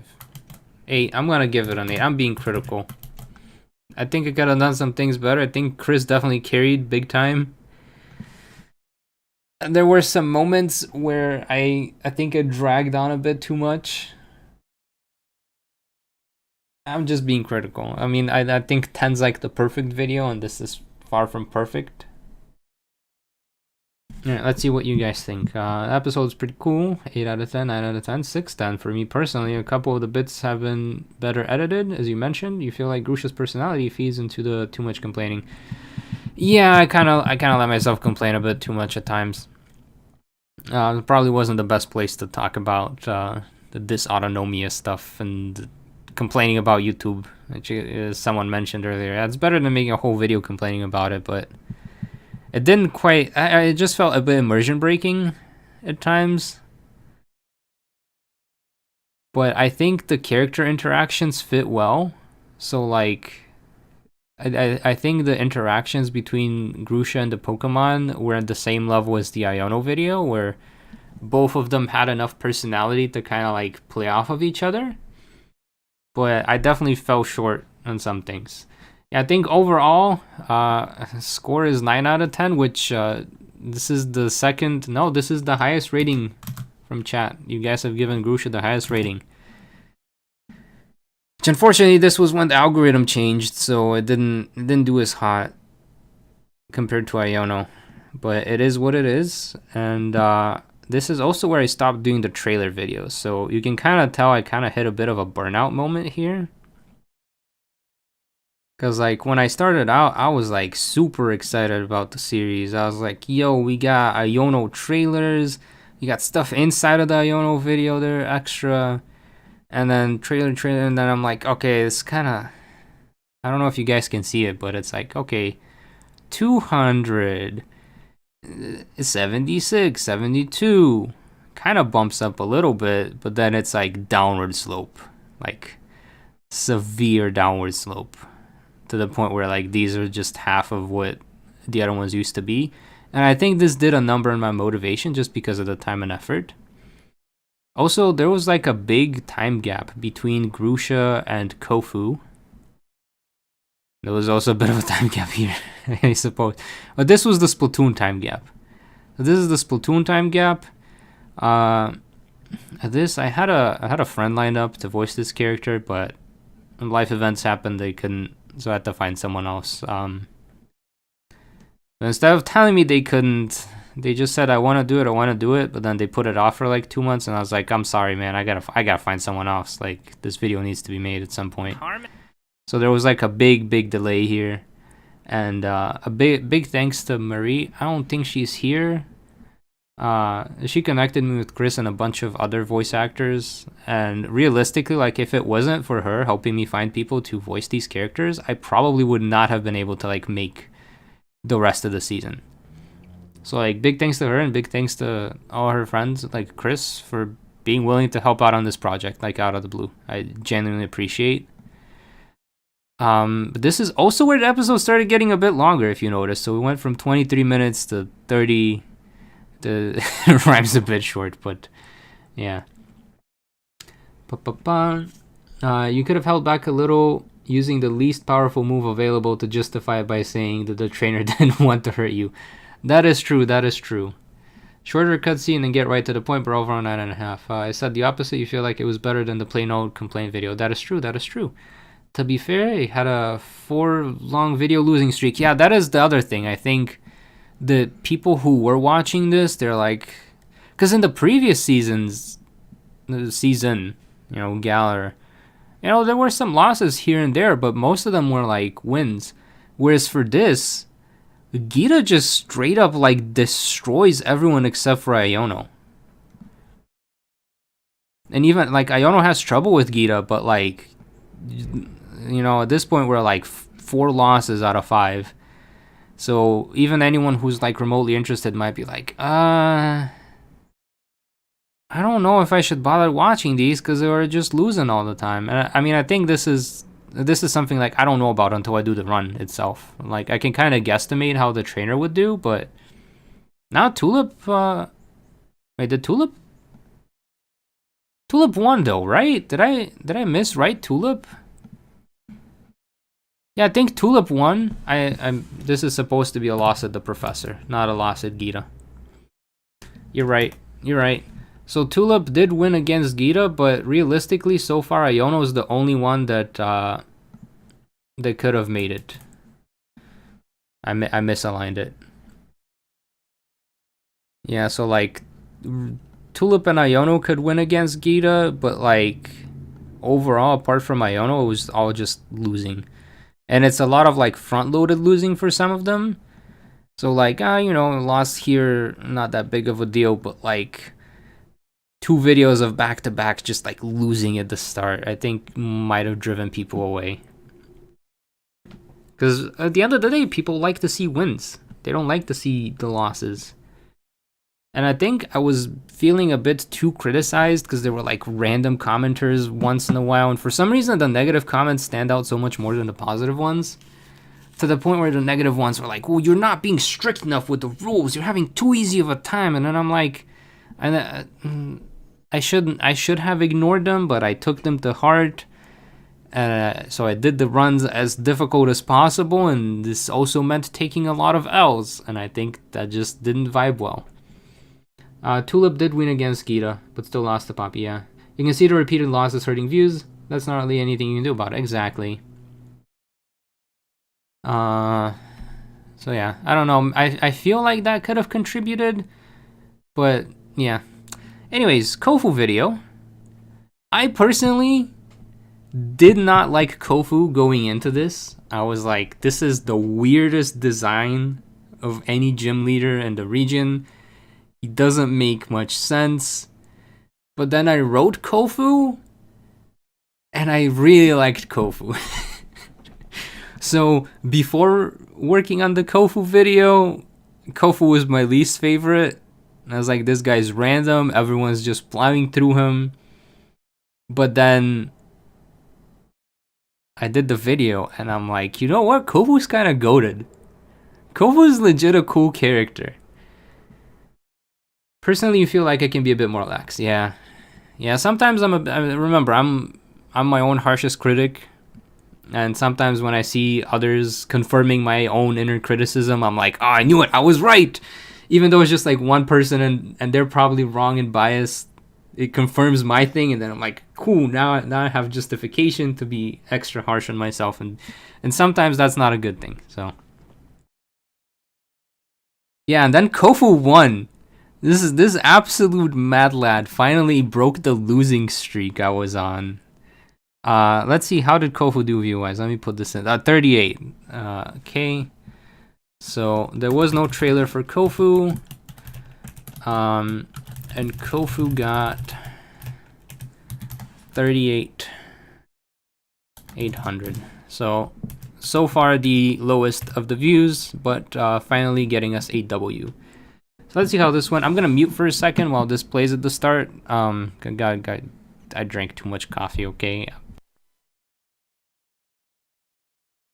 This is Kofu, the water-type gym leader in Pokemon Scarlet and Violet. Despite his childish mannerisms, Kofu is one of the most influential gym leaders in the whole region. Not only does he run an extremely successful restaurant, he's also responsible for renovating Cascarafa into the most aesthetically pleasing town in Paldea. Surely this level of influence is backed by some sort of battle prowess, which made me wonder if perhaps he is also one of the strongest trainers in the region. To find out, I decided to play through Pokemon Violet as Kofu, using his post-game rematch team, as well as their abilities, movesets, as well as a whole bunch of other rules that might make this run near impossible. Hold on to your Veloozas, gamers, because it's time to see if Kofu has what it takes to become champion in Pokemon Violet.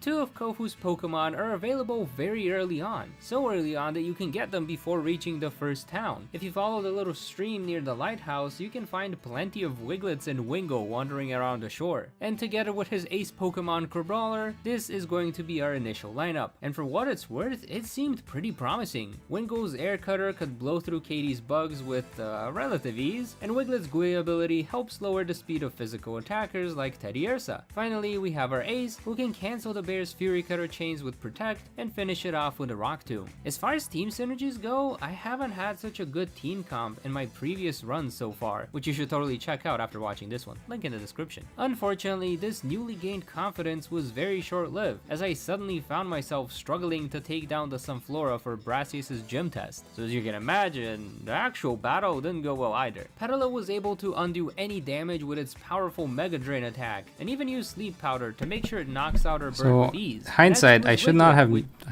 muted this early, because did he win against Katie? Such a good team comp in my previous runs so far. Okay, we did win against Katie, but I think this was thanks to like a TM that I found. Let's see what you guys say. Still having good advice for folks. Yeah, real Renaissance man. People like to see wins, depends on the person. It's interesting to see how balanced. Yeah, this is why I like to stay true to character. You think each of us should do one of these runs too? Dub it. Yeah, that'd be funny, but it's also a struggle. It is a struggle. Alright, so we did win against Katie. Check out after watching this one, link in the description. Unfortunately, this newly gained confidence was very short-lived. But water against grass, what'd you expect? Struggling to take down the Sunflora for Brassius' gym test. So as you can imagine, the actual battle didn't go well either. Petalil was able to undo any damage with its powerful Mega Drain attack, and even use Sleep Powder to make sure it knocks out her bird with ease. Next was Wiglet, which got one-shot.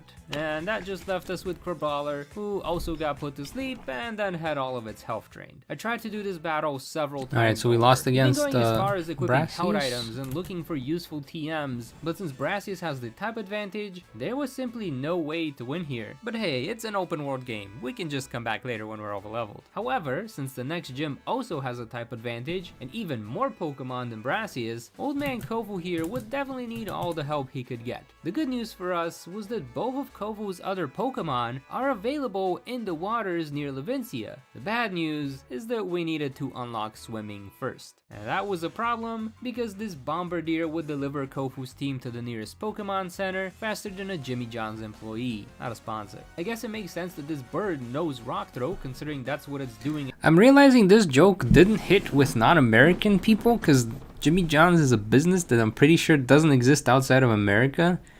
But they basically have these ads about them being super fast. I should have thought of a more like globally awareable joke here. But yeah. So this was a big struggle because that Bombardier, usually like the Titans, you don't really have to beat any of them to make progress, but here I'm like stuck on the bird. In the overworld, but what I would Also, just a heads up, I probably have like another half an hour to maybe an hour of stream before I have to hop off. So whenever, I think either my dad's probably gonna get home first for lunch, I have to hop off. Even as in America, you didn't know this. Yeah, so it really depends on if they're in your area and advertise heavily. It's an ad I heard in the car like a million times. Did not realize it. Probably not the best joke reference here, but wasn't expecting was for said rocks to just squish our little team. Now usually being stuck at a Titan isn't that big of a deal, since you can just explore most of the map without the added movement options. However, this was a huge problem for Kofu specifically, since both of his new Pokemon can only be found swimming in the water. So if we can't swim, we can't get the new Pokemon and we cannot make any progress in the game. I guess I could just skip Iono, but the next gym leader is a whole 10 levels higher, which means a ton of grinding and also missing the chance to see what Kofu could do against our electric friendo. I know the odds of winning are small, but not zero, and the whole point of these runs is to see just what would happen. So after thinking long and hard about what to do next and giving myself several headaches because I couldn't even beat the low level team star bosses, I was so stuck here, I straight up quit this run. I did. I stopped the run and I put it away for a solid week. Because I could not make any progress in any direction, and I didn't want to be like turbo over leveled, and I was trying to think of what the heck do I even do. For extra EXP, I chose to admit defeat. I've already taken 4 losses in a row with the Paldean gym leaders so far, and frankly, motivation to push through only to get loss number 5, it wasn't there. And so I decided to take a break until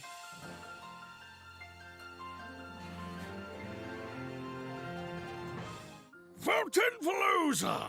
Do you have to scream like that? My bad. I just remembered something that could help you out. Sure. And I'm pretty sure Sean voiced Kofu. Sean did a really good job of voicing Kofu.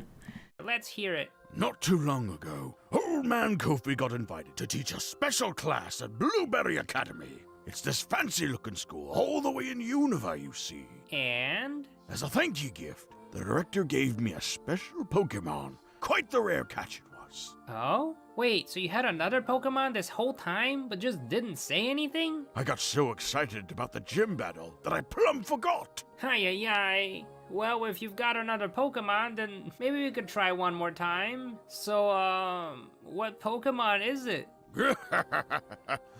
It's the hardiest water-type old man Kofi's ever seen. That little fella just loves to munch on things. My head is starting to spin just listening to that description. Can you just say the Pokemon's name, please? Alrighty then, get ready to turn the tides with our best new bud, Totodile. Thank goodness for the DLC. So this is one of those places where I benefited from the Indigo disc being out and them having different teams. Also, I know a lot of people would love to see an Alfie run. It would be a Blueberry Academy League run, so he ends up with Hydrapple. Does he? I think he gets for Alligator. Kieran does not get Hydrapple until like the end of Blueberry. But yeah, this thing helped me like actually carry. See, now that old man Kofu's got another Pokemon. Because usually I try to use the Pokemon I am, so like I try to use Psyduck in the battles if I get stuck. But like Psyduck also couldn't do much. Like apart from Tulip having Indeedee, which was actually a strong Pokemon, the partner Pokemon that I am usually tends to not be strong enough. They might be strong enough to live for a turn so I can drop a revive on something that is strong enough, but there was nothing that could clear any of the like stomp points I had reached, but Totodile definitely helped. Also, I like the Johto region, so like Johto starter, any excuse to bring them in. A starter at that, there was finally hope. Not only could it bulk through the rock throws, Crocodile also learns Ice Fang, which is super effective against this giant terror. And with that, we finally had the ability to swim, and with it, 2 new Pokemon for our team. But once again, the newly gained confidence in this run was very short-lived. Because of course, Iono just zapped through our water types, reminding us who the real influencer is in Paldea. Ay. Think I'm this close to getting another headache again, but instead of calling it quits, I decided to fudge the rules a bit. You see, I try to do these runs with level caps, based on the next gym leader's ace Pokemon, and with Iono, our next max level ought to be 24. However, Wingo evolves at level 25, and Wiglet evolves at level 26, and since neither of those are that much higher than 24, I decided to break the level cap for those two Pokemon specifically, and try it one more time. Oh yeah, Alfie getting Hydrapple would be insane. That would be insane! I should do it. Revolt and Veluza would start out by spamming Aqua Jets to take down the Watch Roll, then Wuctrio would come out to slow down the Belly Boat with its Bulldoze attack and Gooey ability. Croconaw could finally finish off this annoying frog-looking thing with Ice Fang, and then chip away at Luxio's HP, allowing Clauncher to finish it off with Water Pulse. And that just leaves Miss Magius, who is simply too fast, too strong, and too lucky, getting a boost in its special attack every time it hit us with a Charge Beam, which means that Old Man Kofu would always lose to Ice. All this effort, and we still got a loss. I think I dragged this out a bit too much, like pacing wise. Like it wasn't bad, but I think it was too dragged out. Leono, making this his second major loss in the run. And if he gets a third, I'm out. I won't let you down. Ay ay ay, how can you have such a positive attitude after losing so many times? Just 'cause the sea is storming now, don't mean it's gonna storm forever. But we are on land. What I mean to say is, sometimes you gotta go with the flow, just like the river. I don't agree with that at all. If you're in a losing streak or something's wrong, you should probably do something about it right away. I've seen people like yourself, trying to tackle every problem head on. But you ever get caught in riptide, the worst thing you could do is try to swim against the current. I low-key use this advice on myself all the time. Because like I tend to tackle big challenging projects. So like for example, for this coding project I'm working on, I'm basically being asked to like recreate Google Analytics, which took a team of like multiple professionals several months, and I have to do it in a month by myself. And it's just me tripping a lot as I go. Like everything breaks all the time. And I get stuck. I'm trying to like face it head on, and a lot of times I get stuck, and I get to the point where a lot of people just quit. They just be like, all right, this is impossible to do, I'm not gonna bother. Instead of quitting though, I just step away from it. Like I literally do what this advice says, which is to do something else for a while, and then I come back to it, and like my mind's refreshed, and I suddenly am able to like figure out the problem and solve it and move on to the next step, and then get stuck again and repeat it. But this like legit works for me, so I thought it was good advice, and I just wanted to share it with people. Hopefully this was a good way of sharing it. Then what should I do? Just accept my fate and let it push me out further and further from shore? No. Instead of swimming against the current, you should just go, what was the word again? Peppermint-cular? Ay ay ay. Are you trying to say perpendicular? Yeah, that's the one. Another reason this video was slowed down is because I couldn't find anyone to draw Kofu. Out of all of the different gym leaders, Kofu has like the least amount of fan art. Nobody likes his design. And thankfully I found Maitsu on Instagram, and they were willing to draw Kofu for me, and they basically took over as drawing the trainer. So like Rhyme, Larry, I believe Oleana as well. They were all drawn, because the rest of these sprites I had done earlier, they were all drawn by Maitsu, and I really appreciate it. They're on hiatus now, so I don't know what I'm gonna do if I want to do a season 3 or more of these. But they were like very reliable, and they did an absolutely good job. Wait, let me make sure they actually drew Kofu. I'm pretty sure they drew Kofu. Yeah, Maitsu did an absolutely awesome job on this.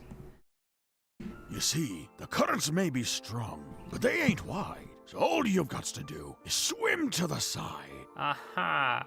So where are you going with this? Back to the shore, of course. Ay ay ay. Wait, I think I get it. To get out of the losing streak, you need to step away from the current entirely, which in our case is the gym challenge? You reeled that in fast. So what do you suggest we do instead? Goodness gracious, I thought you'd never ask. I've been itching to go to Porto Moronada, so how about we set our sails that way? Sure, I could use a little bit of a distraction. Maybe it'll help with the headaches too. And so we put our gym challenge to the side and took a detour towards Paldea's second port town. Along the way, we battled every trainer in the desert, and even got the TM for Earthquake thanks to all the wins. This will be useful later. Then we had some fun, like I don't think I used for Alligator's Earthquake at all. But I did have to get Earthquake quite a bit, so I spent a lot of time fighting all the trainers in the desert across all these different runs. Like getting ice cream, taking pictures with this cardboard cutout, and even betting for some fun items. What sort of merging your natural... See, I don't know what I was doing with Psyduck. I basically... I don't know if you guys remember, Chris was saying how they would use that one line about the strange letter to get themselves into Grusha's voice. And for me, what I used to get myself into the Psyduck voice was me going, Saya, yai! And then this is the Psyduck voice, but I can't quite keep it, because Saya, yai! Yai, yai! Psyduck is here! And that's something lacking in modern writing. Writers are too worried about the plot and don't develop their characters well. It sounds so complaining. I don't like it. It's also high, so like it strains my voice, which is why I think it sounds a bit more inconsistent. I was trying to sound strained, because Psyduck's whole thing is that he has a headache all the time. At the auction house. As much as I hate to admit it, it was a nice break from... So the way the stakes work is you basically subtract by... What is it? Let's see. So we have the first run, and the first run disappears in Tulip, so they get 2 runs of existence. So Psyduck does get turned into a stake. From the constant struggle of the gym challenge. And to top it all off, right as we started making our way back towards Medali, Kofu and I ran into a full odds shiny Donphan. To celebrate the catch, we decided to grab some food at Medali's treasure eatery, and there we ran into Larry. So of course we tried to battle him, and once again lost. Although this time it was pretty obvious why. Not a skill issue, we were just severely underleveled. Now when you need to level up fast in this game, your 2 best options are to farm raid dens, or go up north towards Team Star Fairy Base and hunt down some Chansey. Since I'm personally not a big fan of the raid den system in this game, Kofu and I went up north, but before we even got the chance to make our ham and pickle sandwich, we got another lucky find, a full odds shiny Hoppip. Of course, the one run where I struggled. Wait, what's the question? If you found a shiny of a Pokemon on the run's team, would you switch out the normal you've been using for the shiny? I might. I low-key might, just because it'd be funny.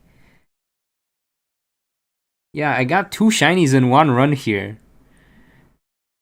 And I'm like, man, I totally rage quit on this at the start, but like, I'm glad I kept going at it. It's also the one run where I get 2 full odds shinies in like an hour. Anyways, now that we were at a proper level, the match against Larry went a lot better. Veloza used Aqua Cutter twice to take down the Komala, and Pelipper spammed Surf to wash away Dunsparce. Dugtrio was out next, mainly to slow down Staraptor with its gooey ability, and then Clauncher could use Water Pulse and then Crabrawler could use Brick Break to finish it off. A nice fair win for Kofu. With the level cap up to 42, we could now get our Crabrawler to learn Crab Hammer, a move which can only be learned before Crabrawler evolves. In hindsight, I realized I could have just bred 2 Crabrawlers who knew the move in order to have it at the start of the game, which is exactly what in-game Kofu must have done, since his Crabominable was only level 30. I doubt this would have made...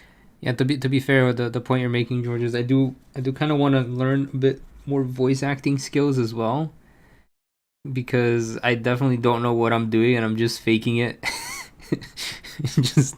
just winging it and hoping it works. Made much of a difference against Brassius or Iono, but it does confirm that Old Man Kofu's got 2 extra Pokemon. I always think it's nice when the game unintentionally hints towards the characters having other Pokemon, you just don't see them being used ever. Same with Katie and the Cricketune. 2 Crabrawlers hidden away in a box somewhere, maybe at the restaurant, on top of his usual team. The only other gym leader we know of who has extra Pokemon hidden away is Katie, Kofu's apprentice. She has a Cricketune, as well as a mystery Pokemon to teach Teddy Ursa's signature Fury Cutter attack. And actually, now that I look at it, it's very likely that she got that move while learning how to cook with Kofu, since both the Floatzel and Oshawott lines are... It would have made so much sense if Kofu got the Samurott Pokemon.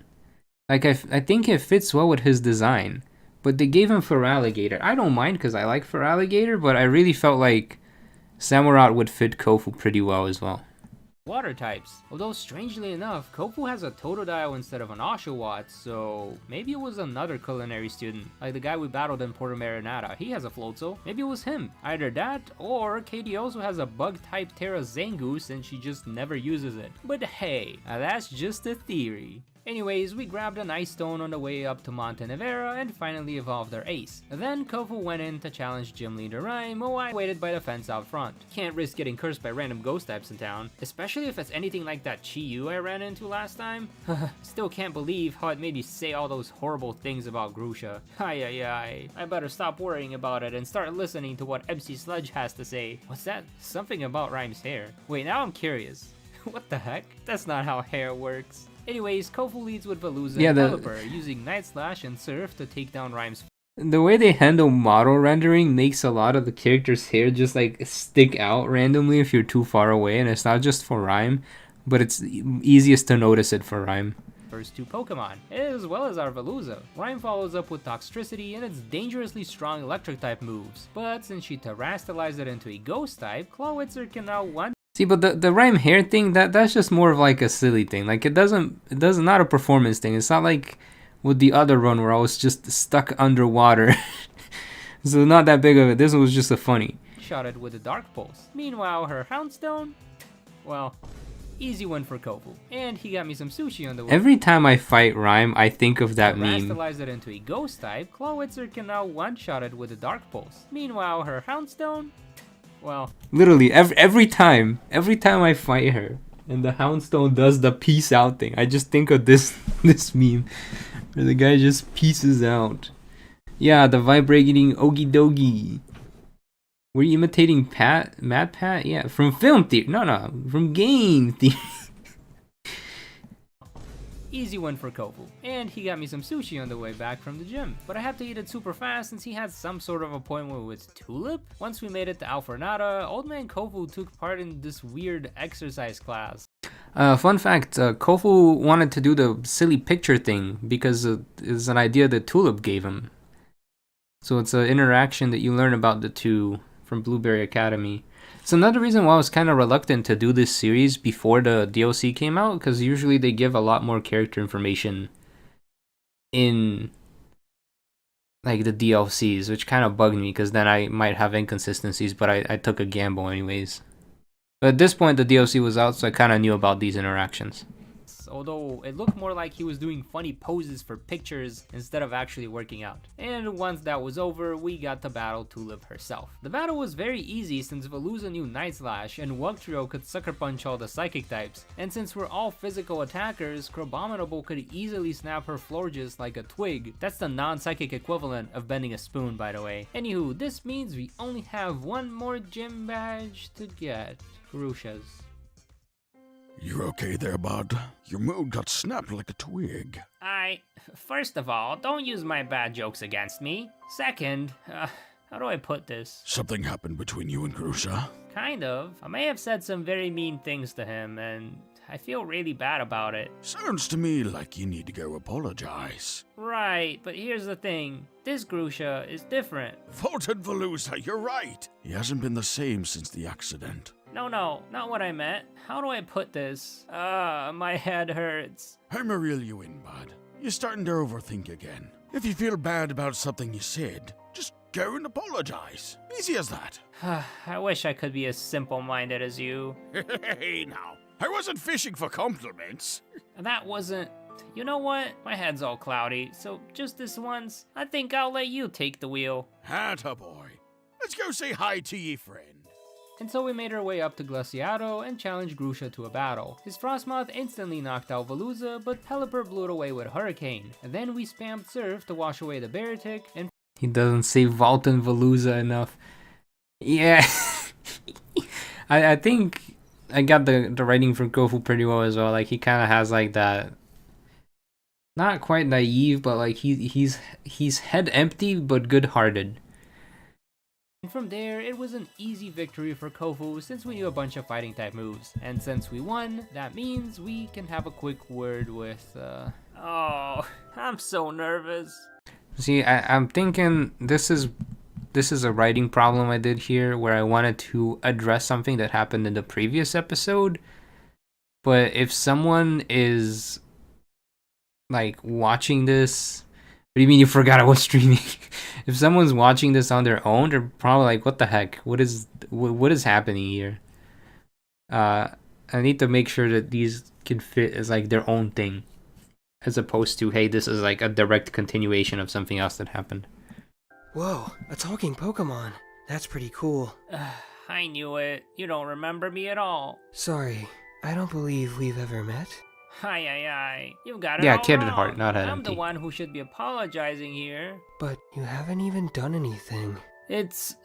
Listen, Grusha, I'm sorry for what I said about you. I didn't mean any of it. Some really negative emotions came over me in that moment, and stuff just came out, and I'm sorry. Hey, I still have no idea what you're trying to apologize for, but like, you seem pretty fired up about it, so if it makes you feel any better, then thanks. I accept your apology. Hey, the Cloud9 reference! Someone got it! Yeah, I did make that.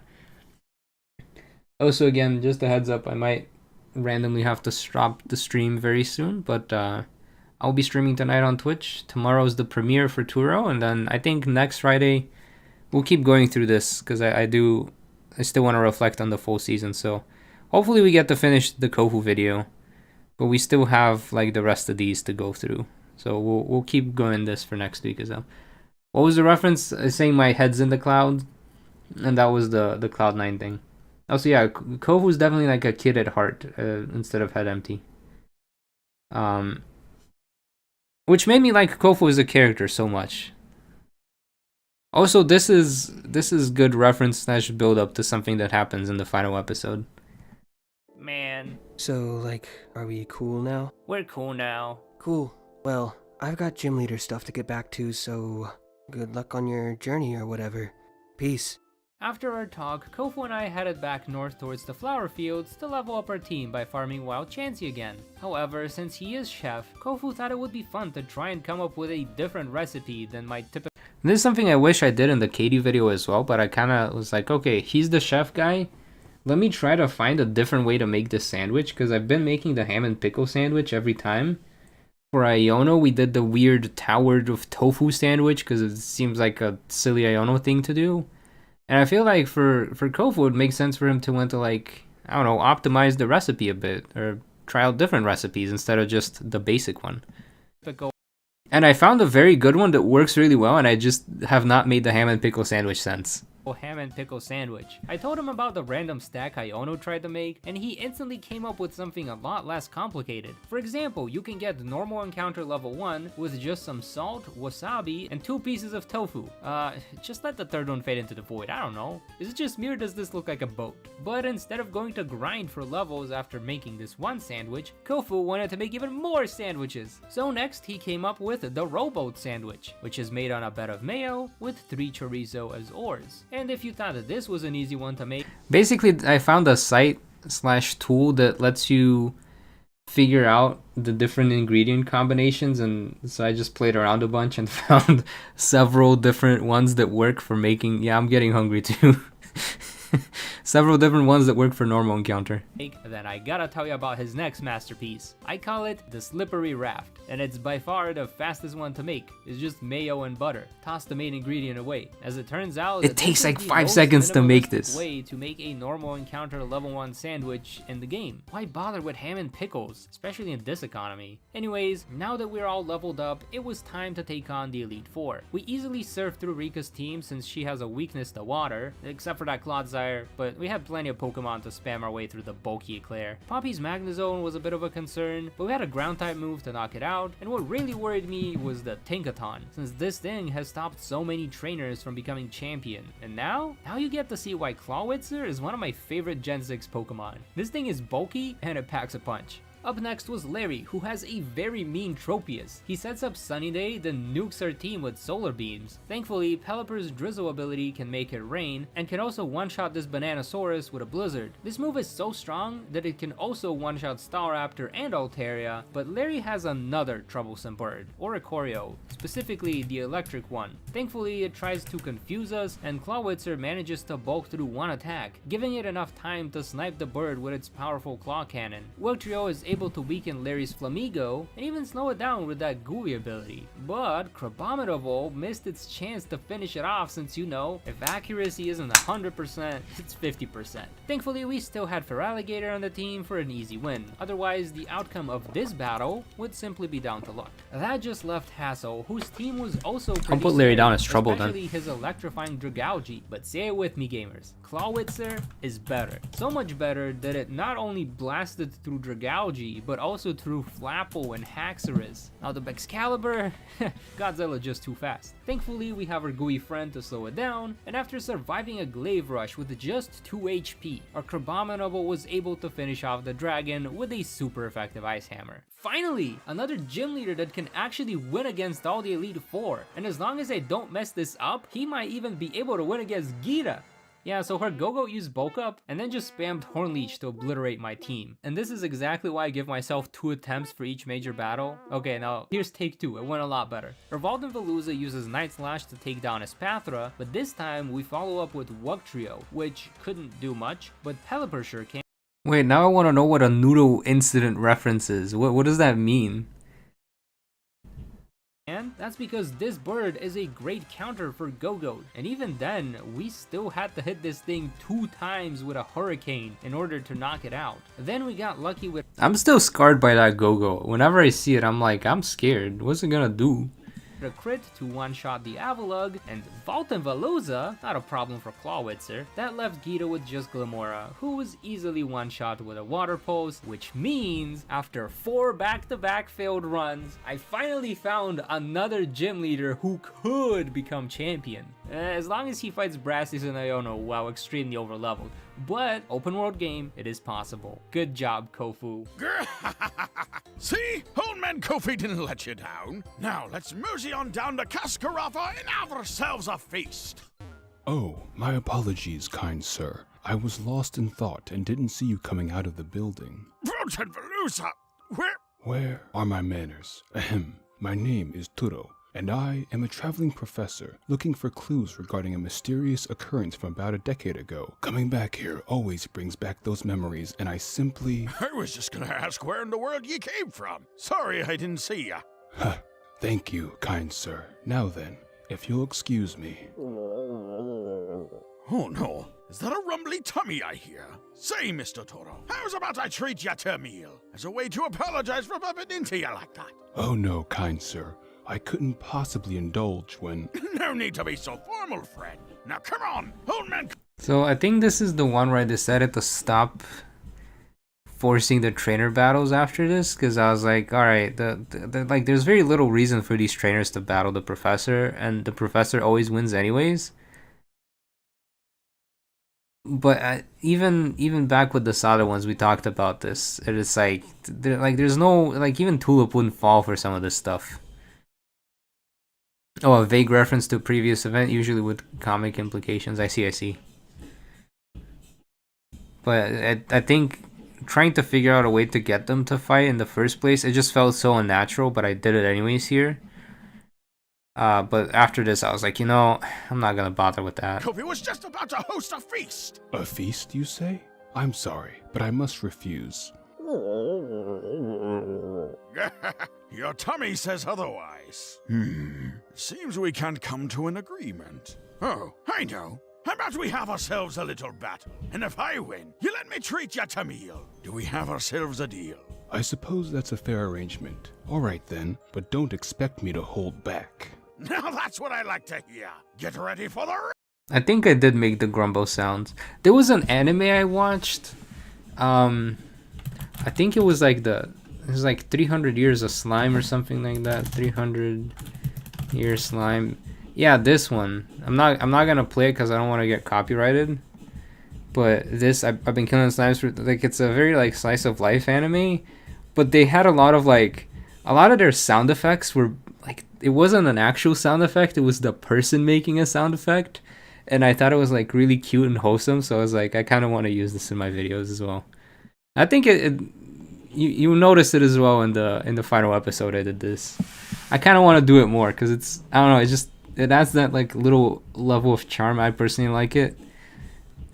And I think it makes it more YouTube feelings instead of like a professional production. Raging Tide!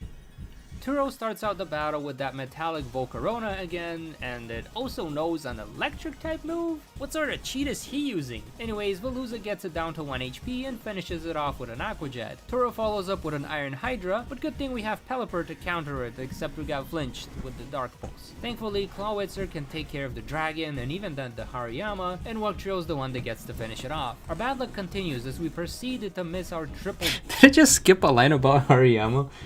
dive, and then get one shot with a critical hit Stone Edge. The good news is the Feraligatr is pretty bulky, just not bulky enough to survive a freeze dry. Maybe that's why. We use our close combat to take down the Snowbird, and that just leaves Turo with his final Pokemon. We bulk through its first attack, but unfortunately cannot dish out enough damage, which means Kofu loses here. Thank you for that battle, Chef Kofu.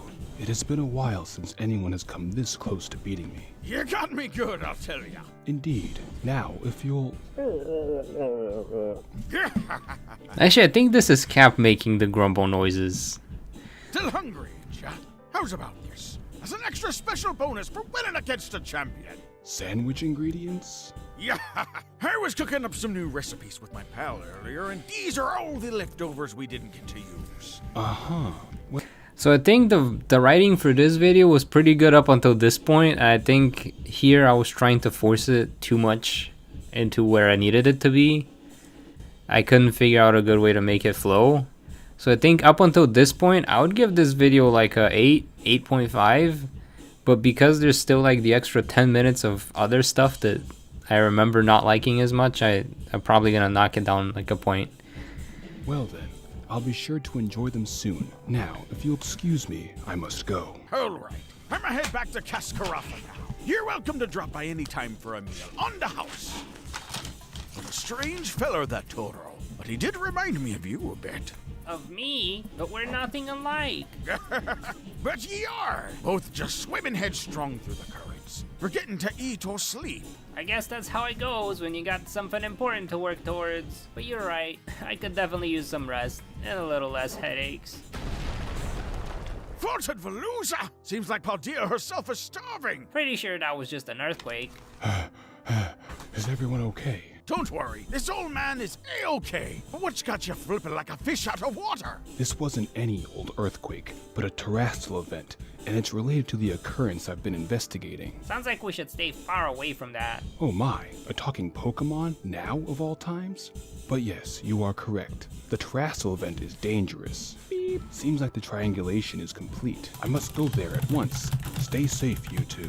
What's this now? Hey, wait, Mr. Toro, you dropped your sandwich ingredients. He'll be fine. So let's. Like that was like the weakest writing point I've ever had. He dropped his sandwich ingredients. Let's go chase after him. It didn't fit Kofu's personality. It didn't fit. Like I just also ripped the Snom. Yeah, the Snom is gone. It just, I don't know, I'm kind of upset with myself the way I wrote this. I couldn't think of anything else though. I probably should have spent some more time cooking on this one. Let's just go back to. No! Old man Kufu knows a thing or three about facing storms at sea. All alone. And on an empty tummy too! No, that just won't do! Now this is kind of supposed to like mimic the way Turo was towards Grusha is the way Kofu is towards Turo. Come on, Vasko! We've got to hurry! Ay, why is he so simple-minded? Hey Kofu, wait up! I got little legs! I got little legs! So after a decade, this is your move? What are you thinking, Terapagos? Faulted Veluza! Ye run faster than a Barraskewda at sea! What? Why did you follow me, Chef Kofu? You dropped these when ye ran off. That's very kind of you, sir, but also very foolish. The terrestrial event is mysterious and dangerous. You should leave this place at once. Are you talking about this old thing? There you are. Oh no. Do you recognize this terrestrial artifact? Uh-huh, and I don't want to get anywhere near it. Kofu, we need to leave, like, now. You scared of the Purty Rock too? Beep, beep, beep. Terrestrial activity? See, he doesn't have the purple phone anymore. But if not from the artifact, then... What's happening? It's stopped? But how? How did you dispel the formation of those terra crystals? You must tell me. I have no idea. but I do. Uh-oh, not this again. Yeah, I agree. Character writing better than plot writing. Yeah, that felt off. Kofu doesn't have a mean bone in his body, mocking you for being scared. Yeah. And like I said, like I remember not being happy with like the way I wrote the rest of this. I think the interaction with the curse was fine, but like the character interactions otherwise was... Again, then one's senses were not mistaken. One shall never forgive those beads for taking one's... Also, intentionally, Wo Xian talks a bit slower because he's supposed to be a snail. And snails are a bit slow. I forget if this... Was this Ryan that did the... That was Gale. Yeah, Gale did an awesome job with the pacing for Wo Xian's voice. Ryan did the next one. To be freed of its I believe. I could be wrong. Beads? Hopefully I'm not messing you up must be people's names. talking about Chi-Yu. But I'm pretty sure she isn't free, just gave me some of her powers. And I'm not even sure how to use them, so... Yet, you did use them to dispel the petrification. Something which your past self clearly could not. To give me hope, then shatter it moments later. I shall never forgive that small creature for its big betrayal. Small creature? Snom? But please don't be mad. The me back then didn't have Chi-Yu's powers. One shall never forgive, for I am Wo Qian, one born of grudge. Even if someone's That was a Splatoon reference. That was 100% a Splatoon reference. truly sorry for what they did or didn't even mean harm in the first place? One must hold tight to the transgressions of others, for what one allows, one also condones. I can't fight with that logic. So, what now? One is transferring one's powers unto you. Wait. Won't this clash with Chi-Yu's powers? Our curses have coexisted within you for quite some time. You know what? Chi-Yu said something similar, but if I already had your curses, why bother doing what you're doing? Hi. One is indeed best suited to answer such questions, for one possesses the most knowledge. I also think if people didn't know what Wo Xian looked like, because I don't show an image of Wo Xian here, I just show like the leaves, like this doesn't make any sense as to why it's so slow. Of a curse. So you actually know what's going on? Hello Pixie, I'm doing good. Correct. It would appear that Terrapagos I intentionally did not ask them to re-record this line and call him Terrapagos instead of Terrapagos, because it sounded condescending. And I think the curses are very condescending and like spiteful towards Terrapagos, and I just thought it was a good line. I'm calling him Terrapagos instead. Perceive thee as a threat greater than any other to have set foot on this continent. As such, he drew upon our cursed powers and struck them into thine soul. Given enough time, anyone would succumb to the negative emotions of any one of our curses, let alone all four at once. Yet, it would appear Terrapagos was correct to be this cautious, for you have clearly survived the ordeal and dispelled said curses over time. That sounds vaguely familiar, like a sense of deja vu, but my head hurts. I'm still confused. I don't think I've dispelled any curses at all. To think one so powerful. Yeah, Matt, you're totally onto the fact that this drags on way too much. Could be so ignorant. Compared to your past self, which one has met mere moments ago, the present you clearly contains a mere fraction of our cursed energy. Even after getting Chiyu's powers? It seems you truly are ignorant. Terra Pagos placed a curse on you, meant to wear you down, while we bestow our powers as tools to be used against the tortoise. Oh, that makes a lot more sense. Kind of. Wait, so then how do I use your powers? Unfortunately, one does not have time to explain, for the process is complete. If you do not choke in the overgrowth of grudges, one's power shall be yours to wield. But I have so many more questions. Do not fail to get revenge on Terrapagos, for if you do, one shall never forgive. Ay. Kofu, you have to leave, now. Beep, beep, beep. He's correct. We must off flee at once. But first, Iron Valiant. Hurry. But he ain't moving. Kofu. Come on, little buddy. Let's get a move on. Kofu. That's me. Oh, Kofu. I will never forgive you. I kind of wanted to draw like a little sprouts popping out of his head, so it's kind of like hair growing on the Psyduck. But I couldn't figure out how to draw it well enough, so I just changed the color of his hair. Vaulted Veluza! You look like you just ate all the food at Kofi Lounge in one sitting!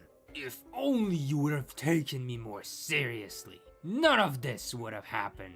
I'm not sure I follow. Of course you don't. Out of all the trainers in Paldea, I get stuck with a loud simpleton like yourself. Hey now, that did not sound very nice. Not nice.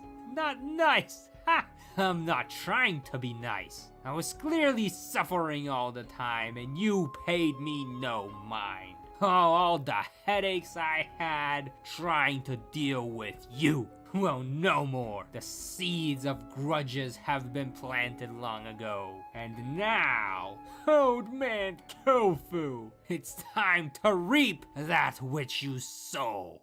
And then what happened? Anticlimactic ending is what happened. I vaulted my Veluza at him, and then I hooked him with all claw it, sir.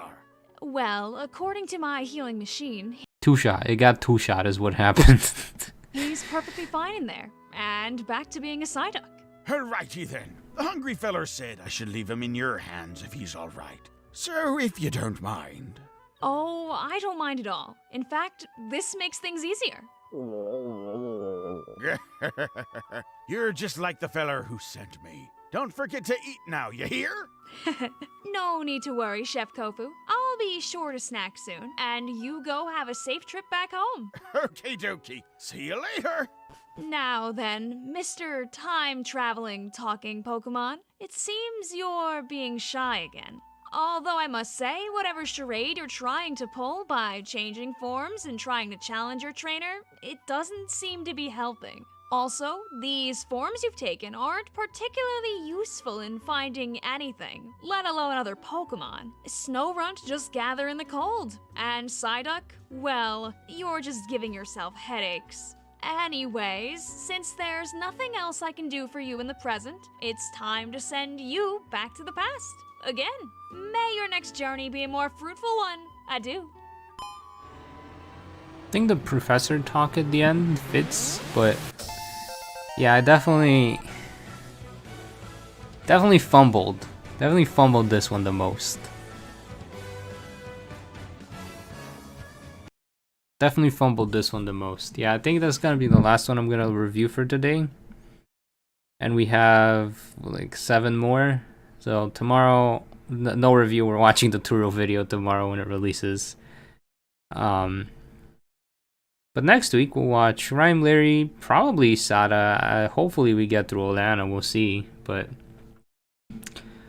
yeah, I think for rating on this one, I think this is probably definitely my weakest one. I see why it has the worst views. The writing is so fumbled. I'm gonna give it a 6, personally. No, a 5. Did you finish catching everything for the Definitely Not Volo play? Yeah, I need to go write that script.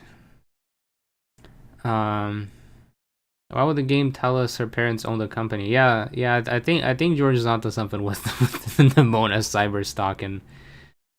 It's still quoted at 8.5 though. Character writing was overall good, just a bit too exposition heavy.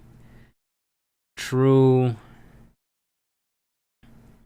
But you did make some good points where it's like the Kofu interactions. Some of them captured Kofu well, but some of them were just kind of random. I think I wasn't quite sure what I was doing with Kofu that much. But it could be better. I think once I average your guys' it kind of ends up being around like a 6.5. Which makes me worried for the Rhyme and Larry video now. Because I'm like, they didn't do too hot. Did I fumble the writing really much on them as well? I remember Rhyme, I didn't have much to work with. So for her, it was a lot of guesswork on what the character's kind of gone through.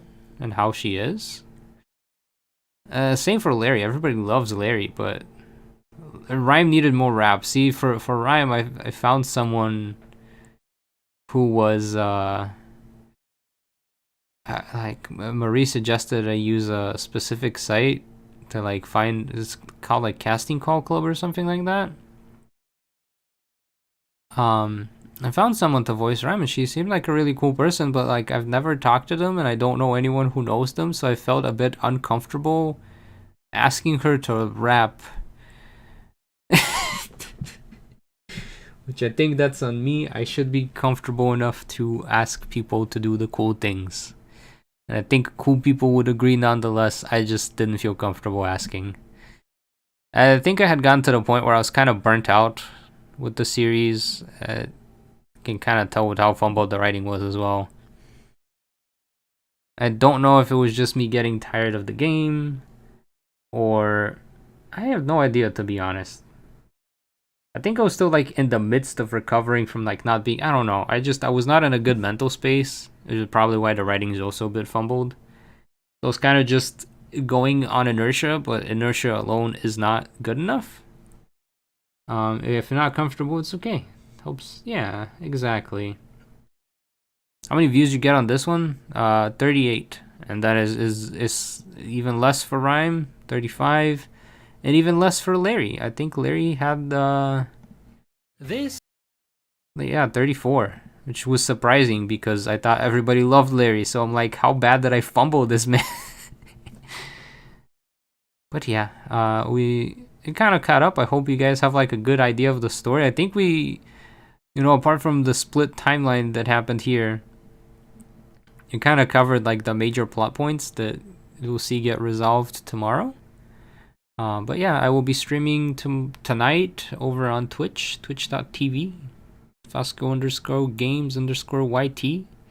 Gonna be doing some big run with Vigvion, unless her internet doesn't work again, in which case I'll be streaming it to her channel. But if you prefer YouTube, you can see me over on her channel.